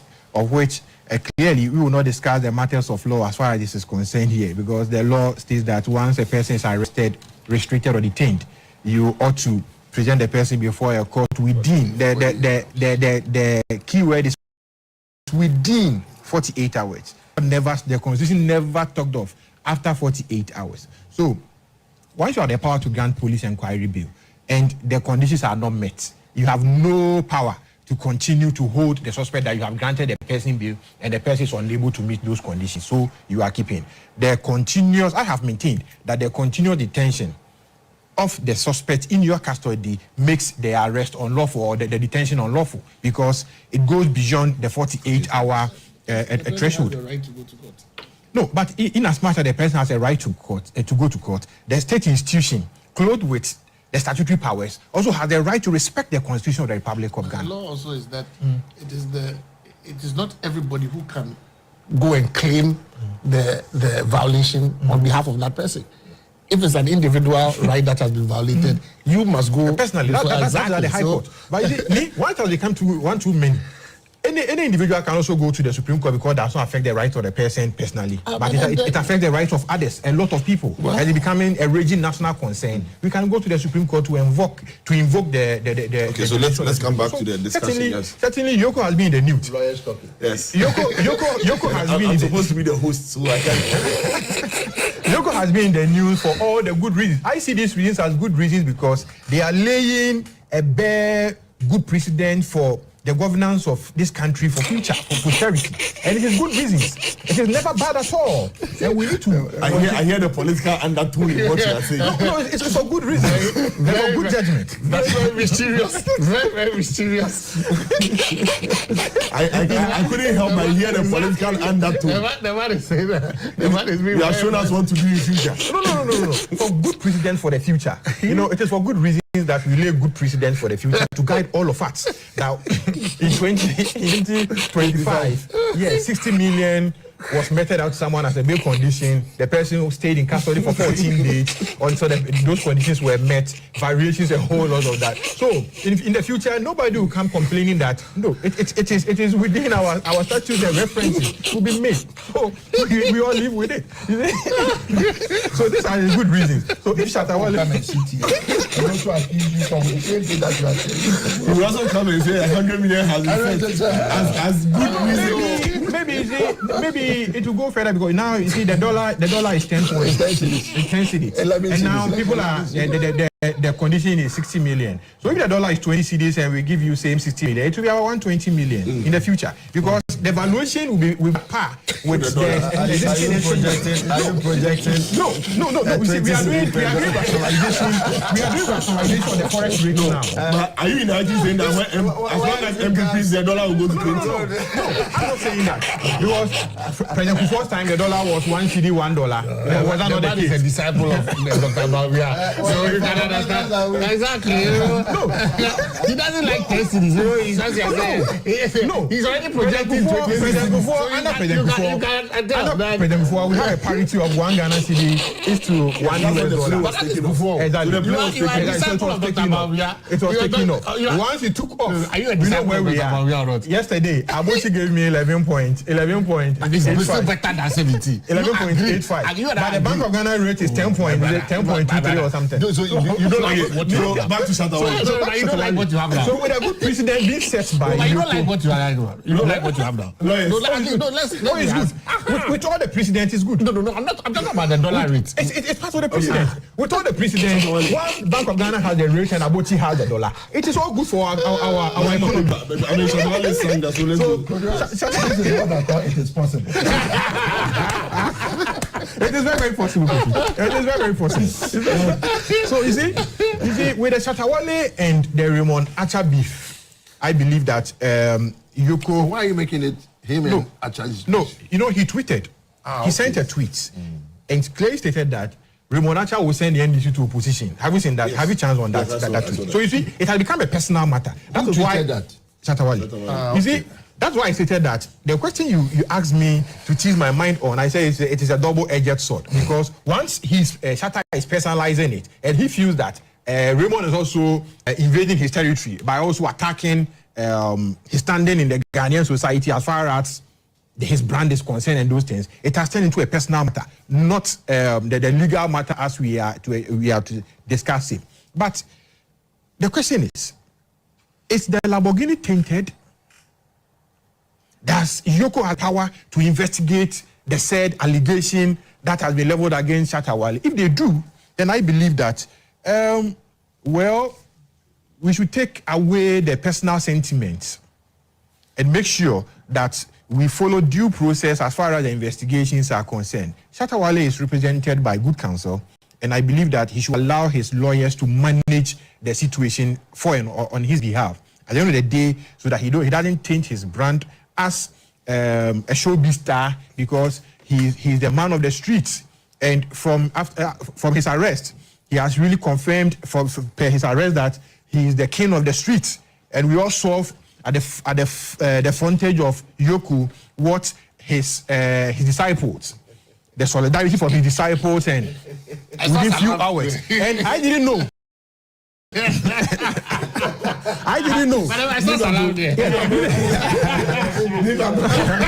I didn't know the youth organizer was oh, he's a Shatta fan. Yeah, he's also a Shatta fan. Salam.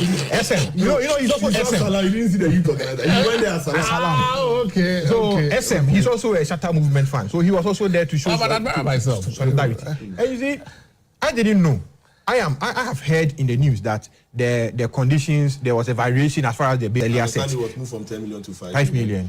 And the justification for the sureties was taken away. Is it because of Shatta Wale? Yes. It's because of Shatta Wale? That I can't say, but I believe that the lawyer... It's okay, you finish. I'm asking the question because I have been in matters. I was in the Wuntri matter as a lawyer. I was also in the Hanan matter as a lawyer. And I am not aware that Yoko has the power to cause a variation to their own bail condition set. So if because of Shatta Wale, no, there's no statute. I know there's no statute. But if Yoko, because the king of the streets, the disciples started massing up and they saw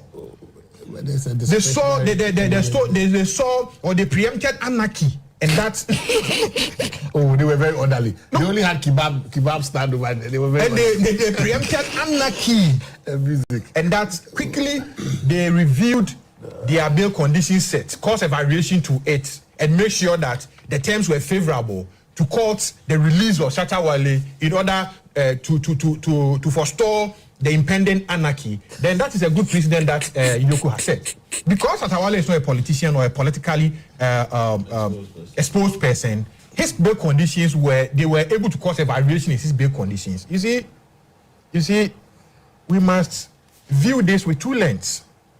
One, we have had politically exposed persons.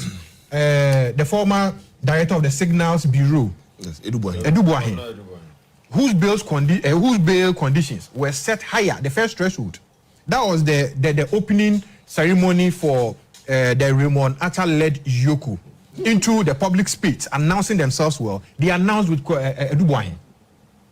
Back to Untumi, back to Hanan and his wife, and adults.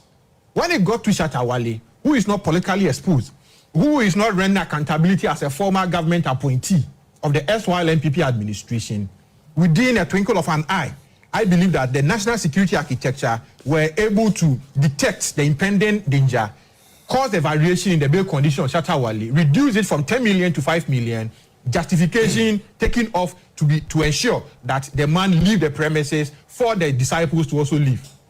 But Shatta was not accused of stealing people's money. No, you see, stealing. You see, conspiracy. Senior is here. I'm just saying. Abatement of crime, conspiracy, and those things, inchoate offenses. The punishment is as the main offense. Because once you conspire or you abetted the crime, if the main offense is given, say, 20 years, you could also be given 20 years. So there's no difference.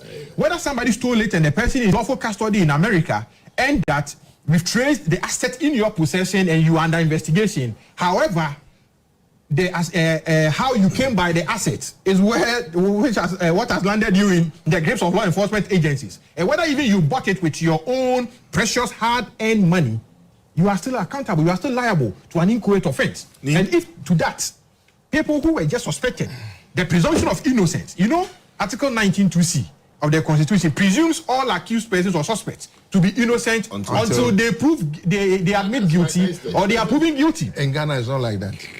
Who to me was presumed innocent at Article 19(2)(c), but his bail conditions were not reviewed.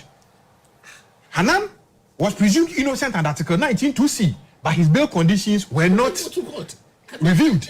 The wife of Hanan was presumed innocent under Article 19(2)(c), but their bail conditions were not reviewed. Edugwahi was presumed innocent, but they are under Article 19(2)(c). He went to court and was you see, he went to court. Exactly. He went to court. Oh, cousin. Made litigated with caused a variation. But this within a twinkle of an eye. You see, I am happy that when the disciples met on the streets, when the disciples met on the streets, maybe politicians should start getting. I am telling the good people of Ghana that if you live in the street, you must live with the street very well. That when but who to me is a street person. Yes, I mean, he called for his people. MPs sitting on the in front of you. He's not a street person. He's a forest person. You see, upon all the assembling of MPs sitting on the street of you, the conditions were not reviewed. So Shatawale, congratulations. You are the man of the street, and that's we pray that the good let me give my question. Then you can continues to stay in order to protect the national purse, in order to protect the assets of the state that we all desire. We are praying that the consumers get better services, essential services. Once we set this good precedent, managers of the economy to be able to present come back to this so that we were able to accumulate a lot of resources to serve the people of Ghana well. There was something you said when Afaka was speaking. You mentioned that you've been advocating for statutes to be enacted on bill.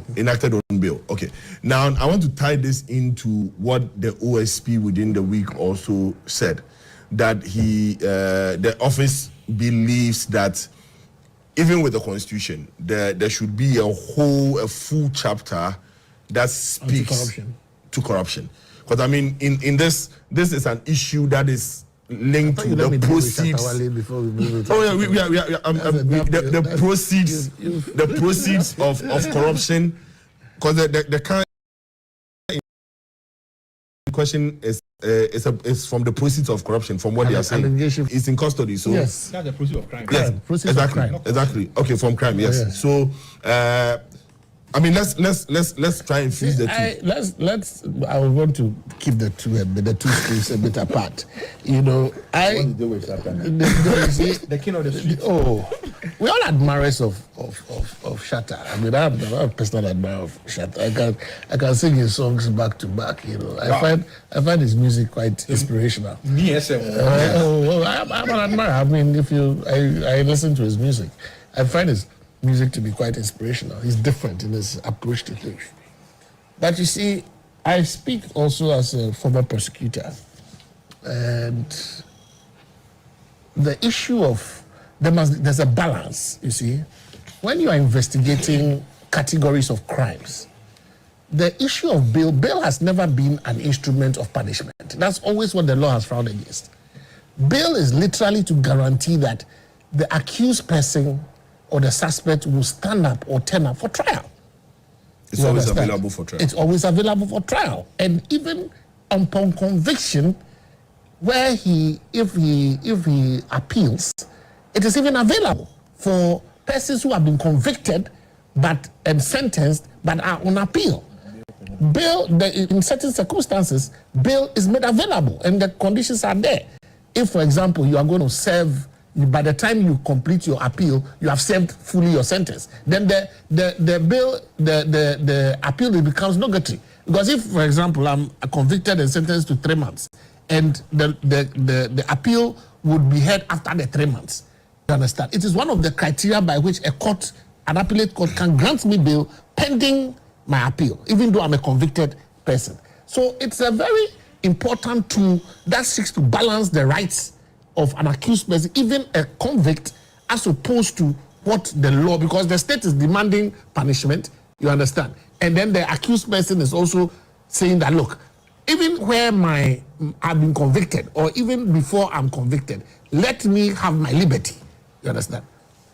For the investigator, it is always easy for him if he has you in custody every day, so he can see your face and ask you further questions as and when he wants to ask you. That's the world of an investigator. An investigator would always want to keep you once you have been accused and he has easy access to you. He will prefer you to be in police cells. That alone, sometimes, and we've had situations where statements have been taken from accused persons at midnight, 1 a.m., 2 a.m. So the system is such that you are presumed, first and foremost, the principle, you are presumed innocent until proven guilty, as my friend stated. Secondly, bail, as you said, see that you would attend to the investigation, if it's an investigation, or you attend to trial, if it's at the court level. The discretion as to how much to set as a bail bond, you understand, has to be regulated, in my humble opinion. Because there must be a balance between what the investigative body, especially for the investigative bodies, is when it comes to the courts, even though there's no statute in terms of the bail bond, they have guidelines. You understand?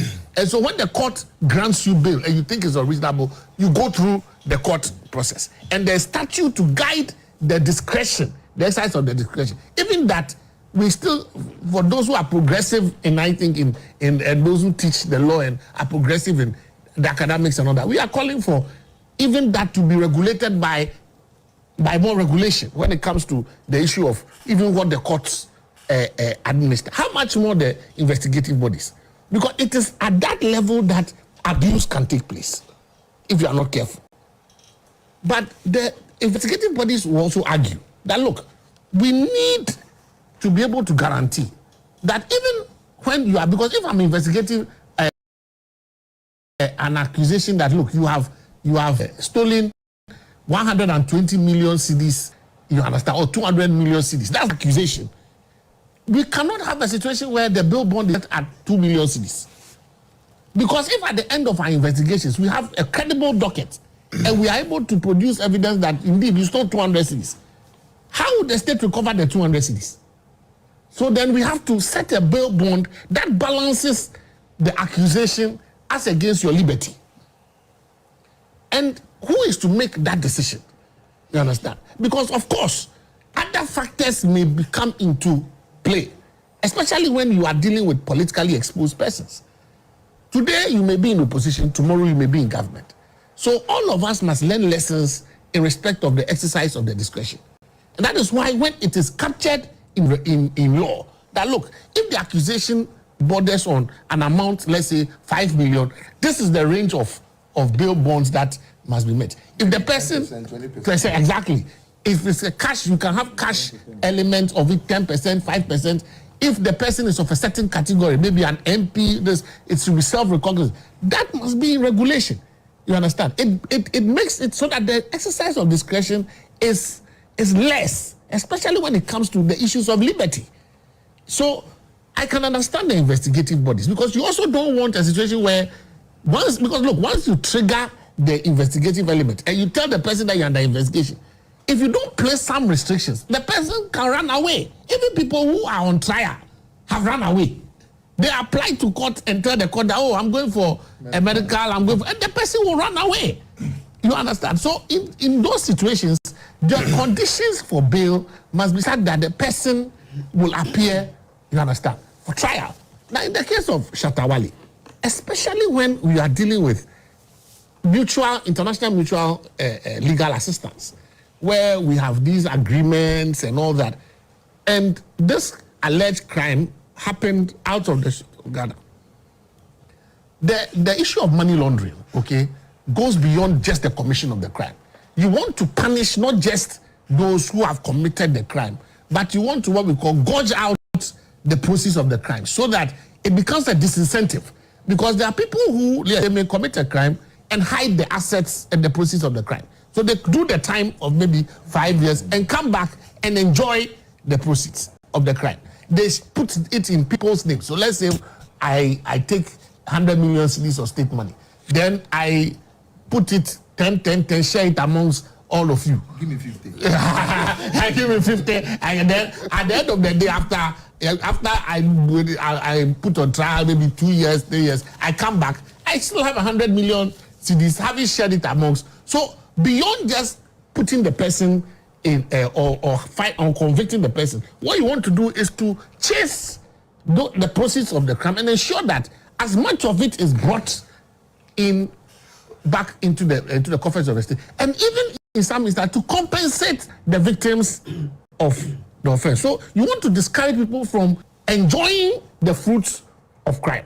That is why you trace the assets. So if indeed, as the story is that, look, this Lamborghini or whatever it is a proceed of a criminal act, then it becomes a very serious matter. And so I think that you must understand the reason why, and perhaps, as the Yoko said, because of his standing, the initial position was, let's see whether this matter can be solved, without publicity. Because of course, investigators don't actually like publicity. If you notice, Mr. Redwaja doesn't even give interviews. He doesn't even grant interviews because investigators by nature are not supposed to be giving interviews because you don't want to expose the way you do your work. The S is to build a docket and give it to the Attorney General to prosecute. That's the primary duty of Yoko. The S is not to be in the media giving interviews, giving speech. In fact, left to the how often do you hear the FBI giving press releases? The only time they'll tell you, maybe you've picked up this person or this person is like that. They rarely give, because if you do that, you even alert people of maybe he's not the only person involved. Maybe there are others involved in this particular issue. Of course, his personality and all that, and of course you take into a lot of, if the Yoko premises is surrounded and you look at the level of crowd and all that, sometimes you use the bill to, the person is not, if you are guaranteed that the person is not going anywhere, let him go. And of course, you know that you are still, when the time is right, when your evidence is clear and you have established all the, if he needs to be extradited, why not?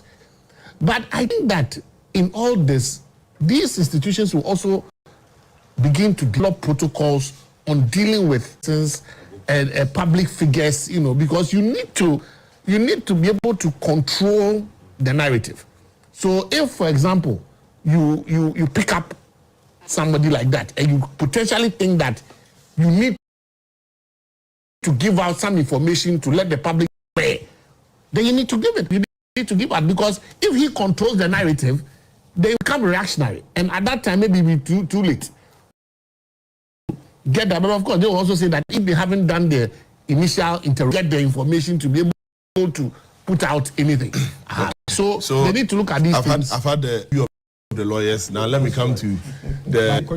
Let me come in quickly on what. 30 seconds. Yeah, so then I come to on the enactment of a law to regulate bail. We have an existing investigative bodies. We have an existing one. Once we have an existing one for the courts under section 96. Yes, that's for the courts. It comes to say that there is an existing legal regime that they are obliged to also comply, because for the investigative bodies, they also exercise administrative discretionary powers under Article 296. If I am wrong. Yes, and you see, the and Article 296 says that in the exercise of discretionary powers, it should not be arbitrary or capricious. Are you getting it? So if you are exercising that in an arbitrary or capricious manner, but everybody will say, what is capricious for one person? Exactly. For one person might not be the same for another. You will join me with one voice that. But I think you should join this progressive. Me, I like the current system. He said you will benefit from it in future. Ghana will benefit. Ghana will benefit. Ghana will be the.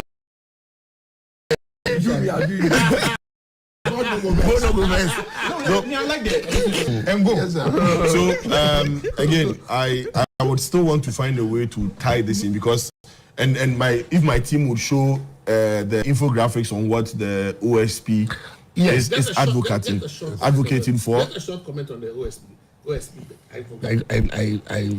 The shatter bit to the better of you. The OSP, you see, I think the OSP wants, this constitutional provision that talks about unexplained wealth. Yes. That if you cannot explain if a public person and they do the investigations and you cannot explain your source of income, there's no regime that actually actualizes that.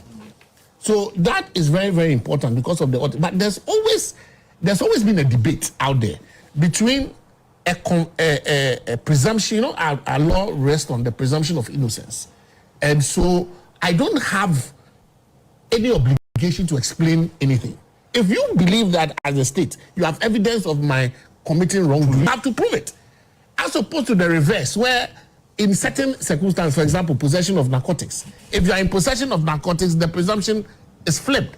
Of course, you need to show that you know the nature and quality of the substance that you had. But generally, in certain instances, your possession of the item automatically makes you guilty of a crime because it's based on the act, not any issue of, that when you commit a criminal act, you have to have two elements generally, the mental element and the physical element. But in certain instances, it is just the physical element alone that is enough to make you... Those are the strict liability offenses. Strict liability offenses. But for in this debate, especially for the anti-corruption agencies, they want to move the onus of proof to the person who is being investigated. It's a debate we must have because you have to be careful.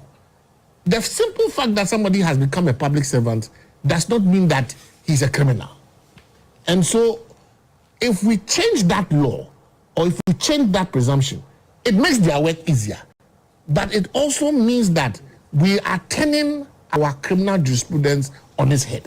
And we need to balance the interest. I mean, it's a developing area, so we'll look at it. But Kofi, just a few minutes on this lifestyle audit, because it's one of the things that is being advocated for by this constitutional reform by the OSP, and as Nipapo mentioned, in even our constitution where we talk about the unexplained wealth, it's how do we go about lifestyle audits? I don't understand why we are making this so difficult. Look, and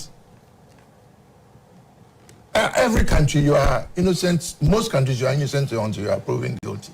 I'll use a typical example of the United States. Okay, when I'm driving a $300,000 car, okay, and they look at me, and they know that there's no way this guy's job would qualify him to make $500,000. Yeah, it's as simple as that. I don't understand why we are making it so difficult. Show me last year what was your tax returns? Your profit. No, you see, I don't understand why we should make it so difficult. I tell you my own personal story. Me, small boy from Ghana, in Washington, 1 year, I decided to claim something that I wasn't supposed to claim on my tax returns. Okay, they gave me, I came to chop and enjoy in Ghana. 3 years later, I was audited.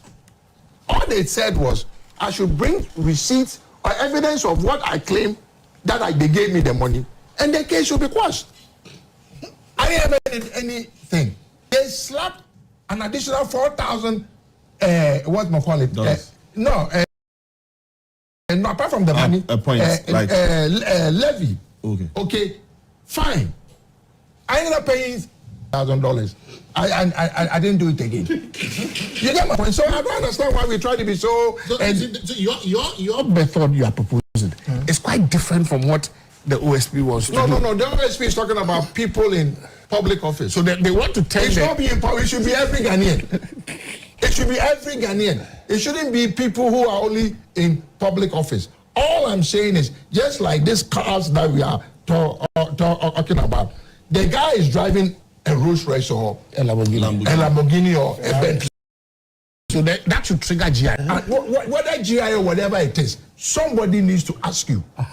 Okay, I don't have a problem. You say you live in a $1 million apartment. Straight away. Somewhere. Somebody. So okay. The other agencies should be the other agencies should be able to tell you that fine. If you have a $1 million house, that means you should make more than 1 million. Because you cannot just make 50,000. You can't even qualify for a loan, even to do that. You cannot qualify for a loan. This is a country that we don't do things right. When I'm planning to buy a house in America, the first thing they look is my income and my credit report. These are the two things that they look to see that if I'm able to pay the loan that I'm asking for. It's as simple as that. Okay, we are trying to make things so complicated, and I don't get it. People are getting away with murder. Now that we are doing Ghana card and all those things, that should be able to tie you into the networks for them to what you are. In the United States, all they need is my social security number.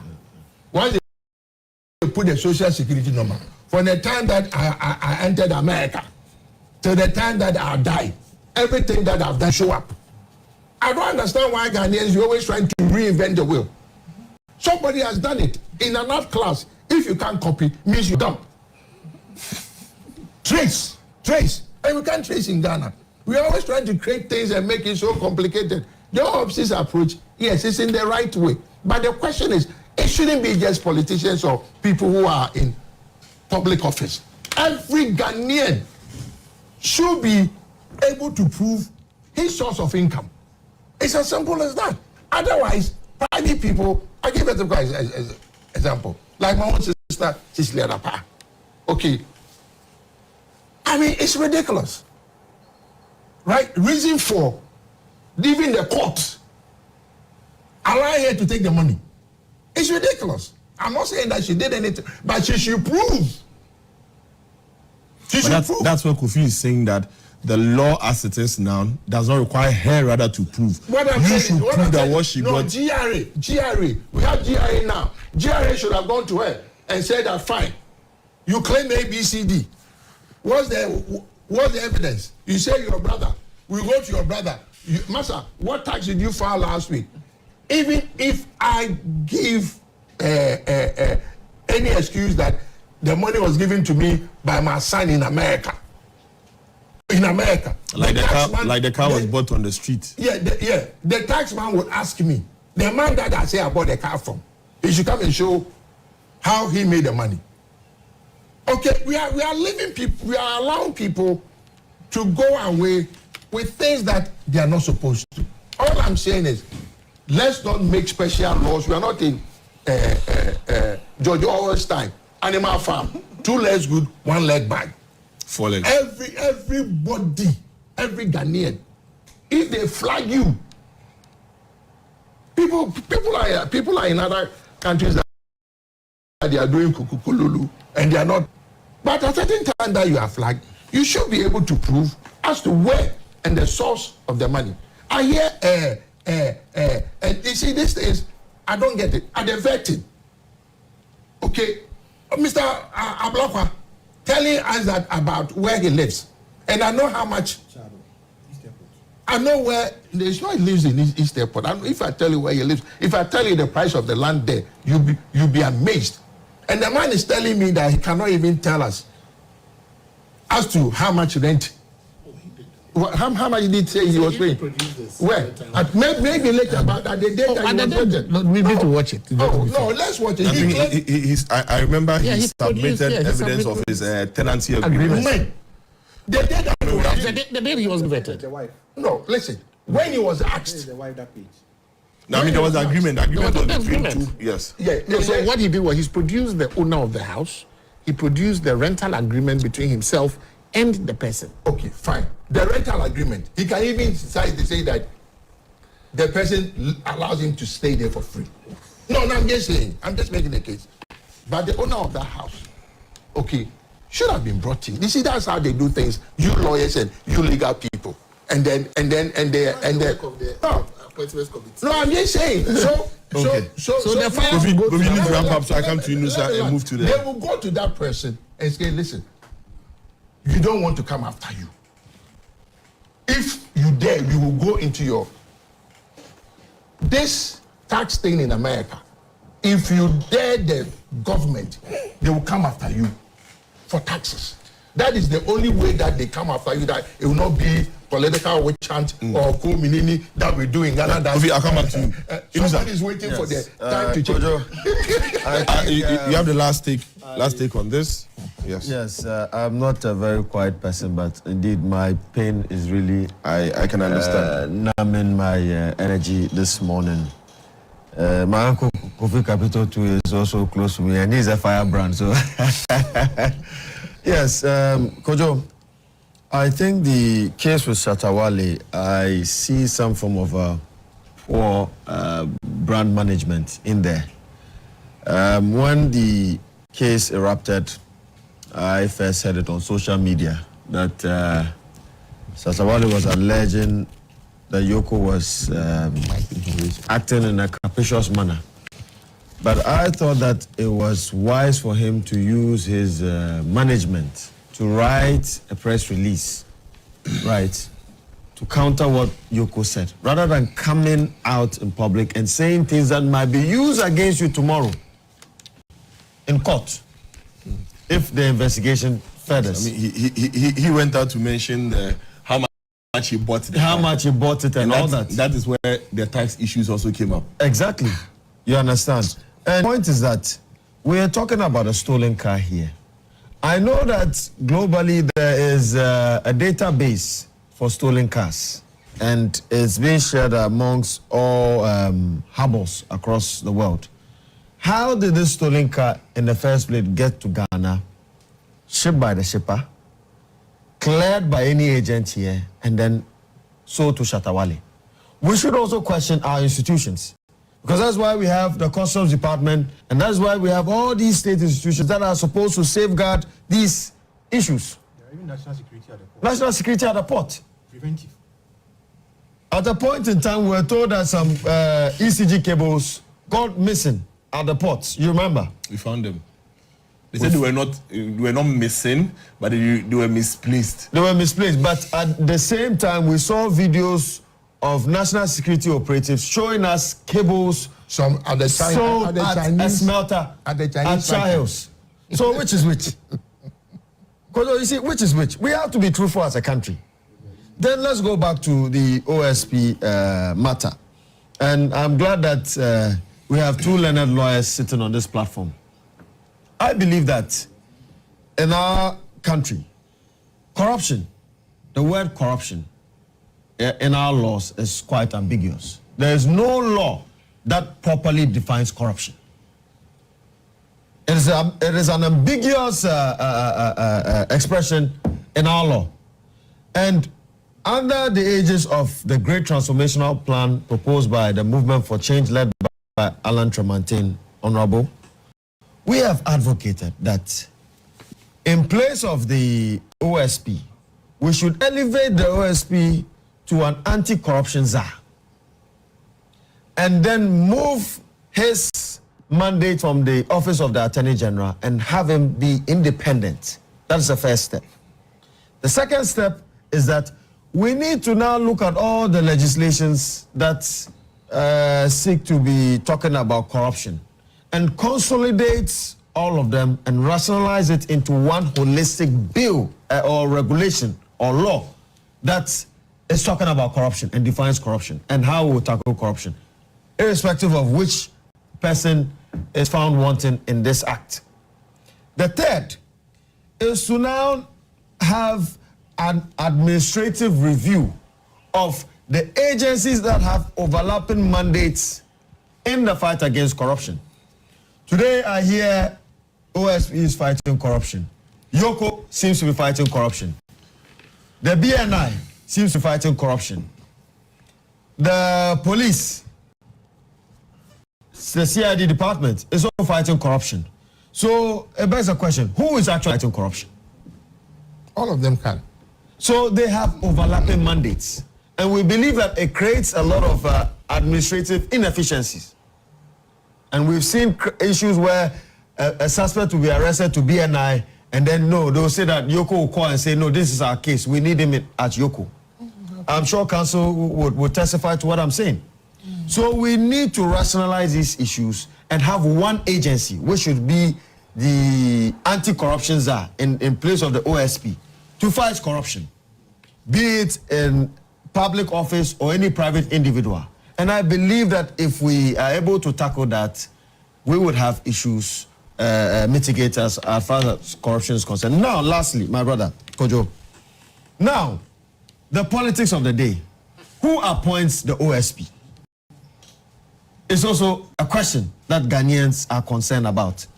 And that is why, under the aegis of the Great Transformational Plan, the Yellow Book or the Wisdom Book, and according to the wisdom, of St. Alan.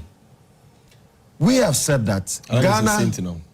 Oh well, he's always a saint. Okay. Right. St. Alan. I mean, according to the book of St. Alan, we believe currently, and we have realized that there should be some reforms in our governance system.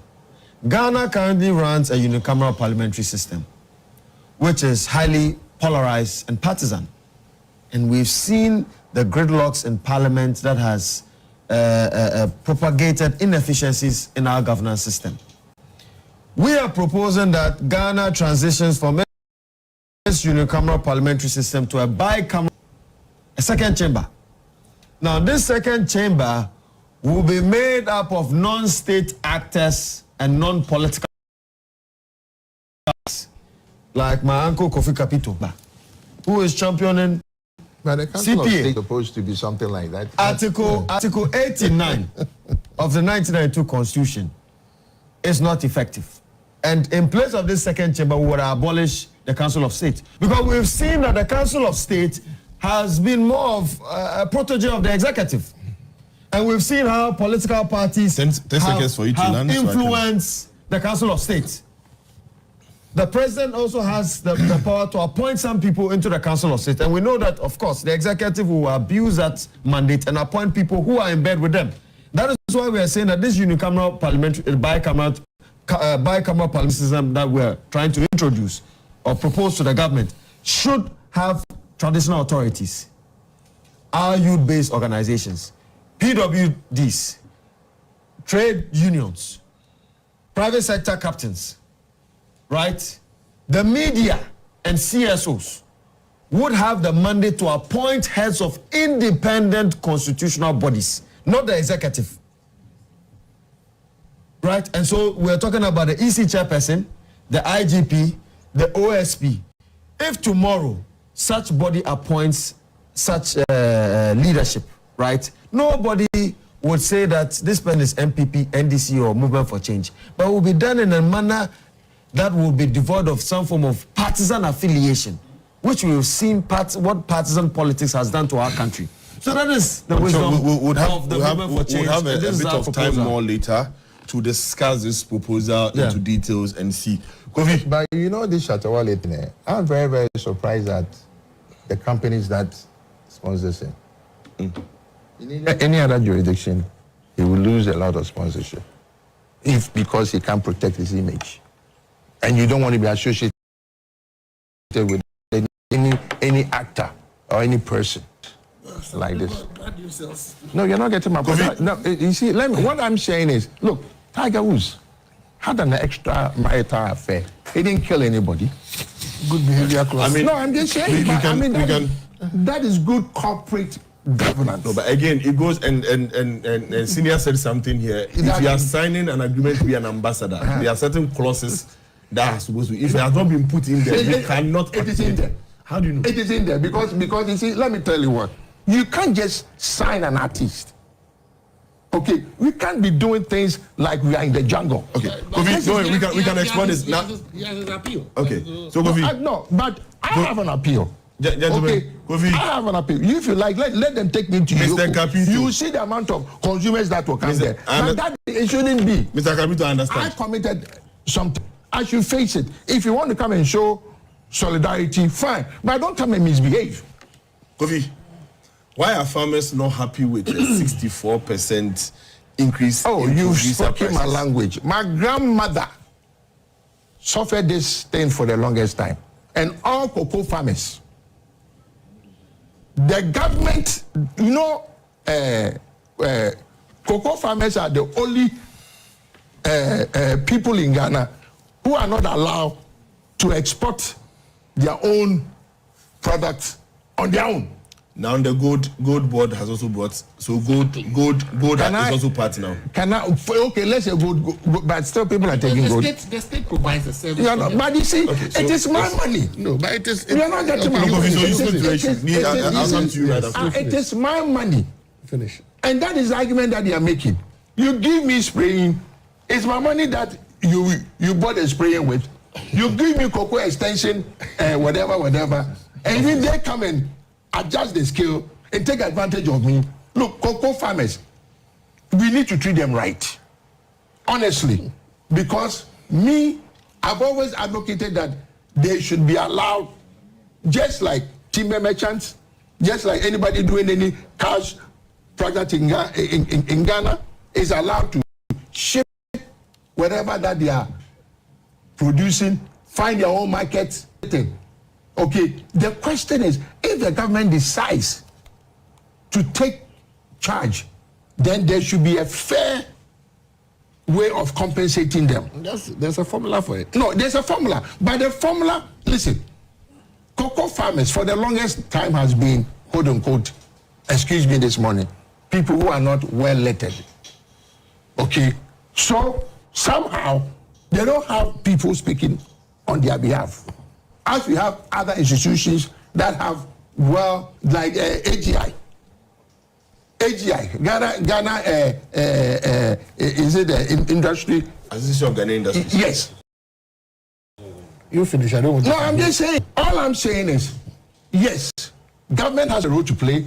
I'm not disputing it, but the plight of the cocoa farmer or the challenges of the cocoa farmer should be looked again. If it is spraying, give them the money. They can go and buy their own spray. Give them the full cost. Let them take the money. If it's about any other, look, even the so-called spraying and fertilizer has become a political thing. Used by governments. Used by governments, where even if they claim that you are not even their stronghold, when it comes to distribution of fertilizers, cocoa farmers are shortchanged in some areas. Let's do this thing as Ghanaians. If true government needs to do and do what he's doing, there's no problem. But the cocoa farmer's voice or his reason for not being happy should be given an opportunity to be heard. I don't like people, it's all part of protest. They are trying to let you know that they are not happy. This is part of the negotiations. They can do this and then they'll be called to the table. But all I'm saying is, let's not make it look like the fact that I come all these years, we didn't go after gold, and then now that we are going after gold. So then let's release the cocoa farmers. I'll come to you last. No, for obvious reasons. He knows the reasons why. So I'll come to Dr. Sai. My question to you on this is this issue about cocoa smuggling to neighboring countries. Is it a reality or is it just a bargaining tactic being used by the farmers to force the hand of the decision makers? Thank you very much. I think this one, we should all know that it's a reality. This is not the first time we've had this happening. I mean, whether price increase or not, we've been hearing that it does happen along the borders of Ghana.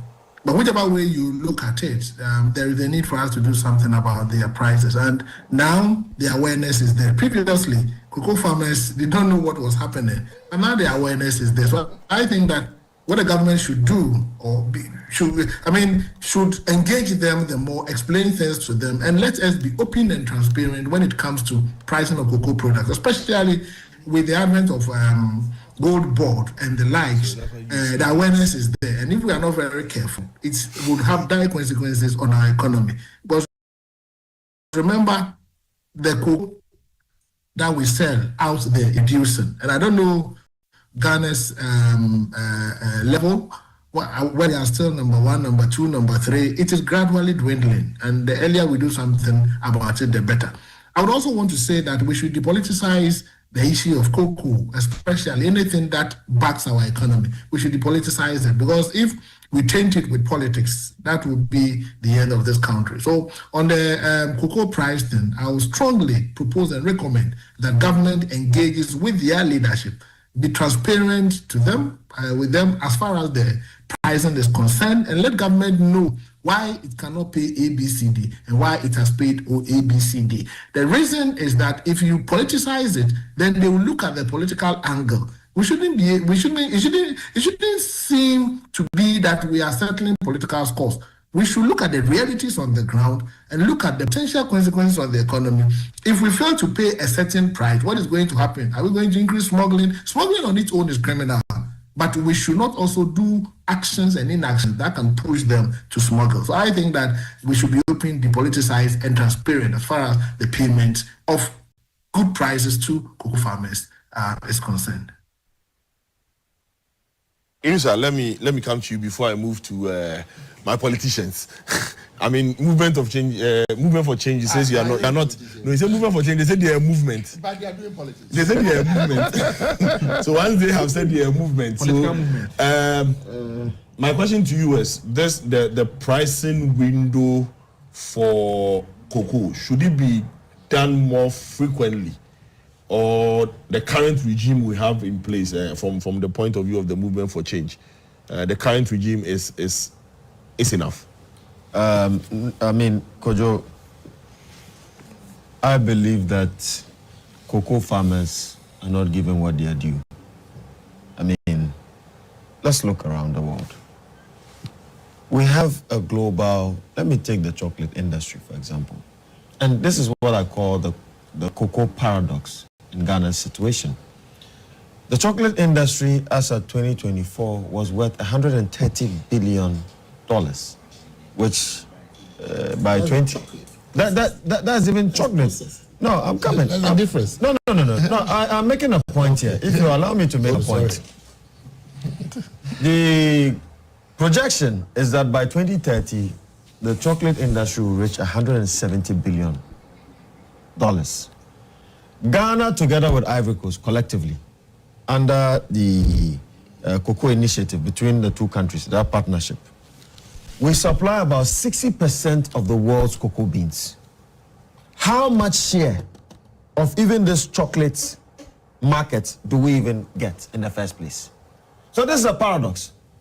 And I'll be surprised that the NDC and MPP will sit down here today, since the inception of our Fourth Republic, to do politics over cocoa bag prices. Meanwhile, we have the resources. Go to Switzerland. Tell me of any cocoa tree in Switzerland. Go to Belgium. Tell me of any cocoa tree in Belgium. So this is the paradox I'm talking about. So if my brother in the NDC or the MPP, especially the NDC, who is trying to interject and try and create a scene that what I'm saying is different. I agree with him on the point of processing. The value addition it's important.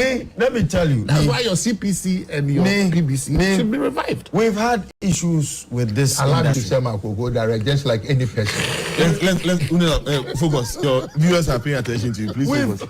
We've had issues in this industry for far long, and we've been playing politics. This is, I would say, a very, very mediocre way of politicizing cocoa. Cokes. If you increase a bag to 1,000, 2,000, 3,000, and so what? You've not increased your share in the global chocolate market industry per se, because we don't probe these locally here. We do not process it much enough to be able to take advantage of the chocolate market.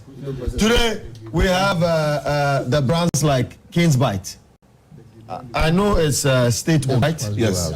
Now, King's Bite... That's CPC, right? Yeah, King's Bite is state-owned. Can you compare King's Bite, their packaging, the way they market themselves, to other companies in Belgium and all that? Like Cadbury's. What are we doing to support? What are we doing to support our local entrepreneurs? We've seen a lot of young people start up businesses in this sector. What are the financing packages available to them to support them, innovate, and add value to the cocoa beans? We're talking about smuggling.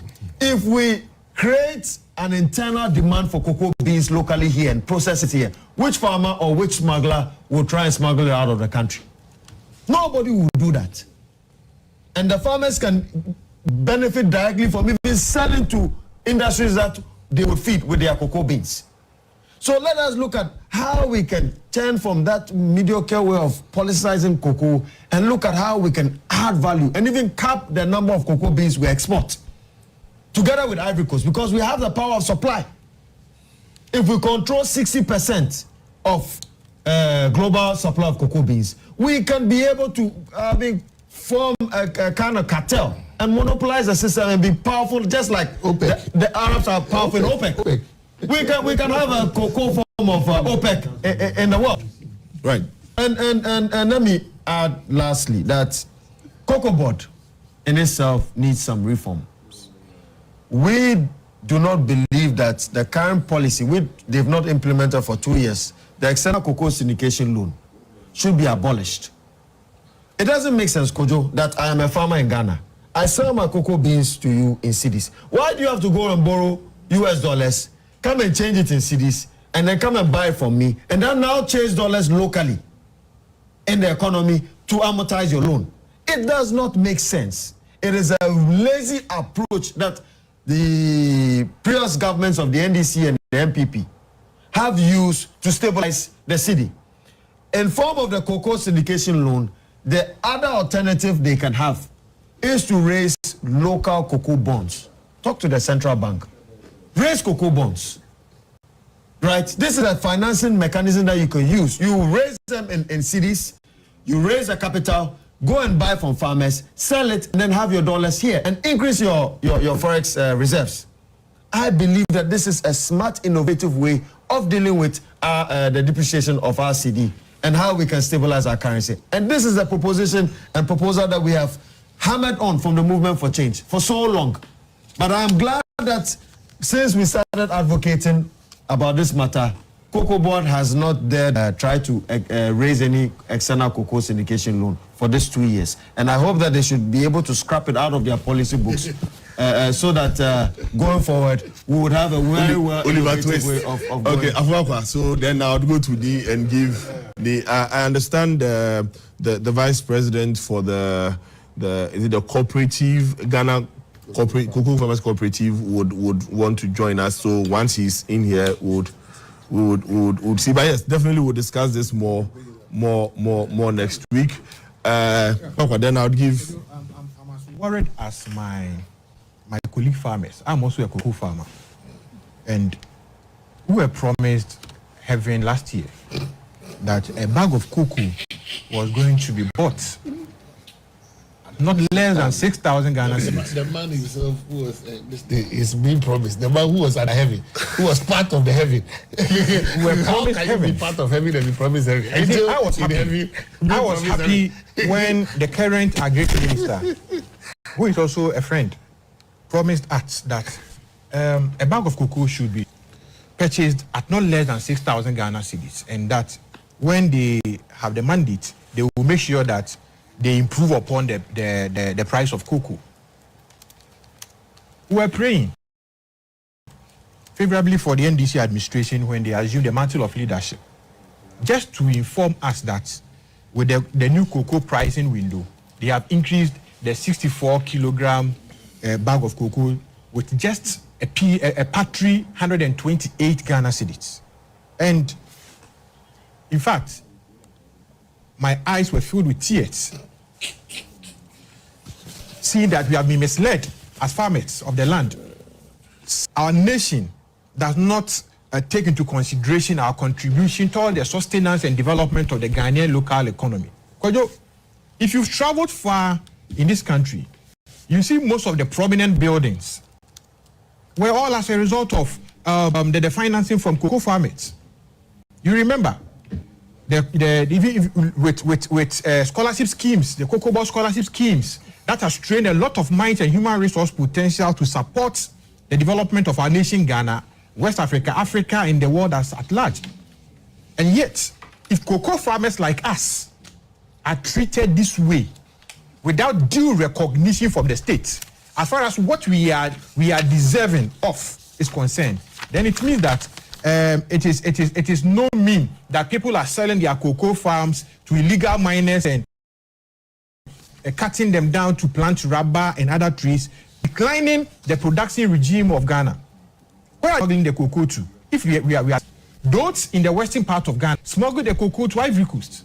And I believe that we have the Cote d'Ivoire Ghana Cocoa Initiative.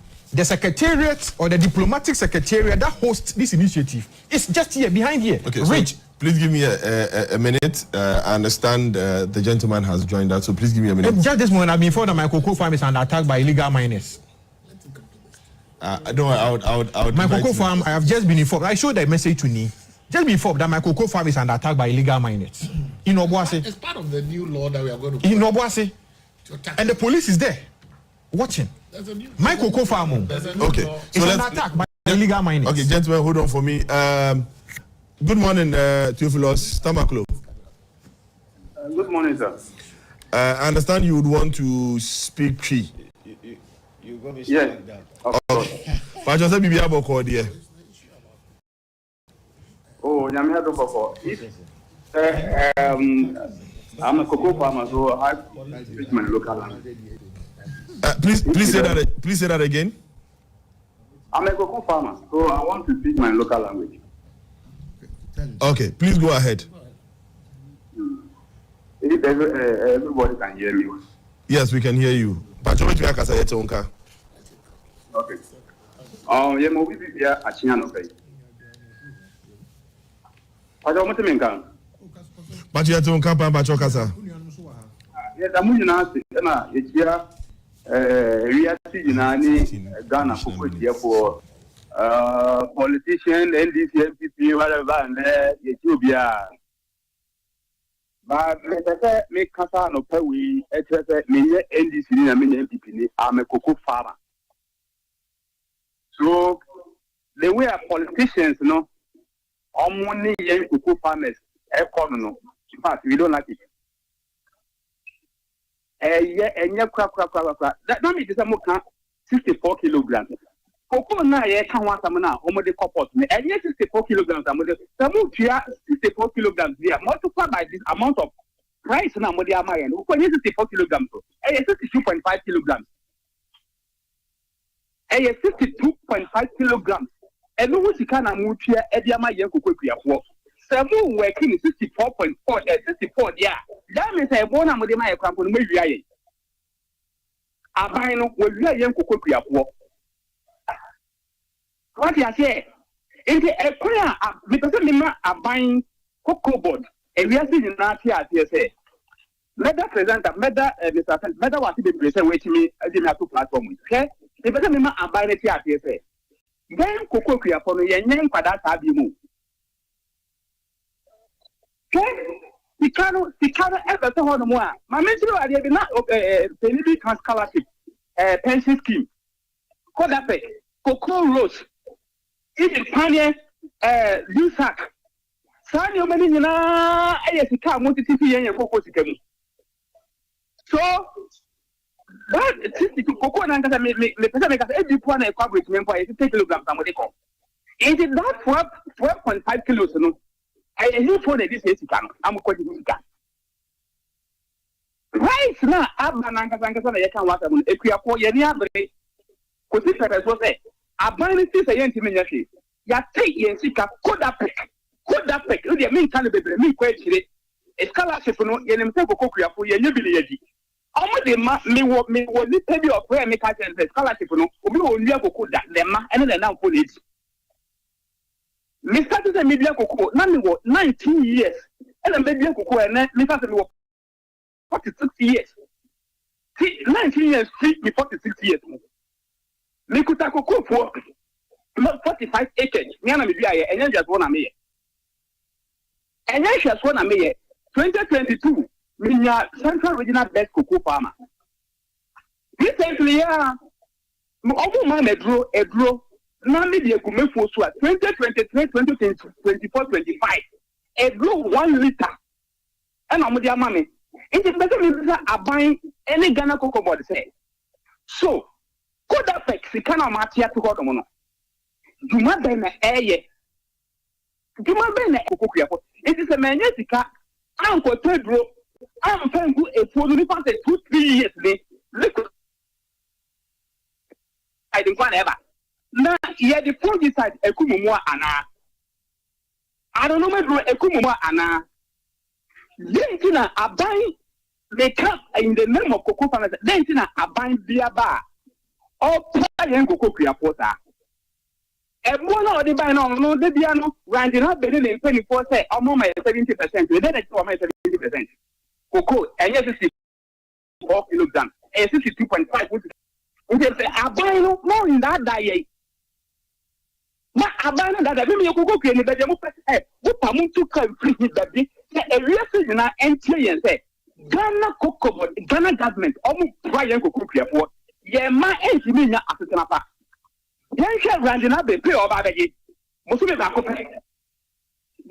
pe yen hwe CES amu bush amu ye djube bia oba ordinance fa be kire say ye we ontwan krampa onno ompam what you see cut to the pollination pruning those things wo be ya maye ni nyina e maso cocoa rosa what you see cut of the maye no mumra me amekura tintenchem mumese ekwa ye na mso ntu fa apinfo ewu nipa yare a amofu wu na yen kokokua kwa sika mo de ba mo see because of dollar rate na ba community no mate so adentina Randy Nabe ni pro odi no monte so adentina extension officers no omo pro mo je no monte so extension officers 3 years no koko ni ho omo di pay ma ye kokokua po no se koko nya free bi mo pe eno antika de no bi ade so those 3 years no in fact what na me when am catch net those time go put time na me say that 3 years no mo so mo fa bi town if say me ma Ghana koko but ya say 3 years no omo ni jumu bi omo ye omo ban so na ba be juma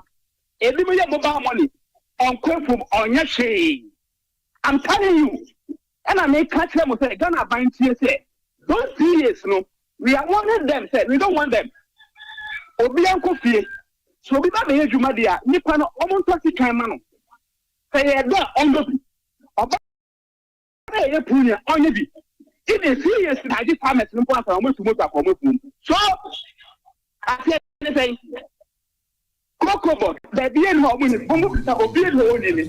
Hello, me appealing to this government say no. Hello, Mr. Theophilus. What's your main car? It's on car.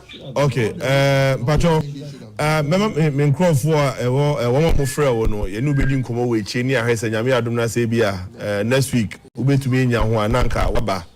Na waba studio ni nya edi sound come away you say won some na work no emudu emusu eham adaji me say yeah be modern ya no wadi nkomo we chire ni a say nyame adoma say next week e bia wo na obenye obi a ofi mu cooperative mu obetu abeka yen ho wa ha na nka asem we ya pese mu ye pa wadaroma next week Saturday I think that you say oh Dabi imre onze ye pon be time ese ye pon be asema wo kan so emu odu I say yenya adaji ye discuss ni ye intina ye pese yes fine no me pese me government no ti ase say so this kokokua po yes me nya demonstration abaya na kokobare na jo a price near the more amutimi kokoko no amutimi cheme but me put this challenge there my government ni say see it na go buy fum no the time amusu ye fuma ye be pam wo ye amusu ni pa ko bi fam ye kokokua po ye ye wo ko ye start say ye start we abebo no kokokua po ni abre ye ni abre anta because mimi ba enya palace no dio oti baby ono see ye ni ba pa na obogu de sama na oda be what for meti asie about ye be sere ma abotre kakra na ye ma we nkonko ye gidigidi bi na obi enkonko stop obi ka na enu so ebufu no obi ye pacho ye no be kasa wechi ye wi a ye no be di nkomo na ya hwese ne be ya no ene muamu mu beba na yetumi nya nkita ho ebe ba ye nya nti me nkrofo no be di nkomo na ya hwese ne be ya nyame adoma na what you say ne ye do beba ana so onye obi a okamo ho obetumi aba so ana obi owo nkran a obetumi abeka ye ho ana ye dedi sa nkomo why. So viewers, thank you. That was Theophilus. Theophilus is the vice president for the Ghana Association or the Ghana Cocoa Farmers Cooperative, and he expressed his concern, which I believe is the concern of the members of his cooperative, and we would discuss this cocoa issue more next week. We needed Nick Akpo to speak to it, but we understand that if we do, he needs to extensively explain the situation on the ground, which we do not have the time to do that. Only apologize for not being able to allow you to speak on this. But if you promise to be here next week, I promise that we'll pick up this. That's the reason why I said you need time to be able to explain, because there's the issue ranges from what the government inherited. You understand the pricing regime, how we arrive at the price. You understand, and the factors that go into this particular calculation, all that. You can't explain that in a minute. And so I think that to do justice to the topic, we need time to be able to do that. I agree. Thank you very much, Ini. And I think I was speaking whilst you are elected. No, so next week, if you also promise to be here. Yes. I'm a cocoa farmer myself. I understand. Yes. So your cooperative, your vice, no, your vice president has spoken my for vice you. president has spoken for you. You are losing. So I'm actually closing early so you can go and fight. So I'm closing early so you can go and fight them. So the government should send a task force there to clamp down the galamsey who are destroying my cocoa. We'll look for the task force, the ones who attacked Inusa. Now we know that they have muzzles. Yeah. Then they'll go with you to go and fight this for you. Viewers, thank you very much for your time. This was proudly sponsored by Bank of Africa, as close as a partner, as strong as a group, as close as a partner. Thank you very much. We apologize for the speed at which we ended. We see you next week. Let the discussions continue on our social media platforms. Let it continue in your homes. Let it continue on your social media platforms yourself. And next week, we promise to come back and further analyze the topics and the issues that have been bothering us. Enjoy the rest of your weekend.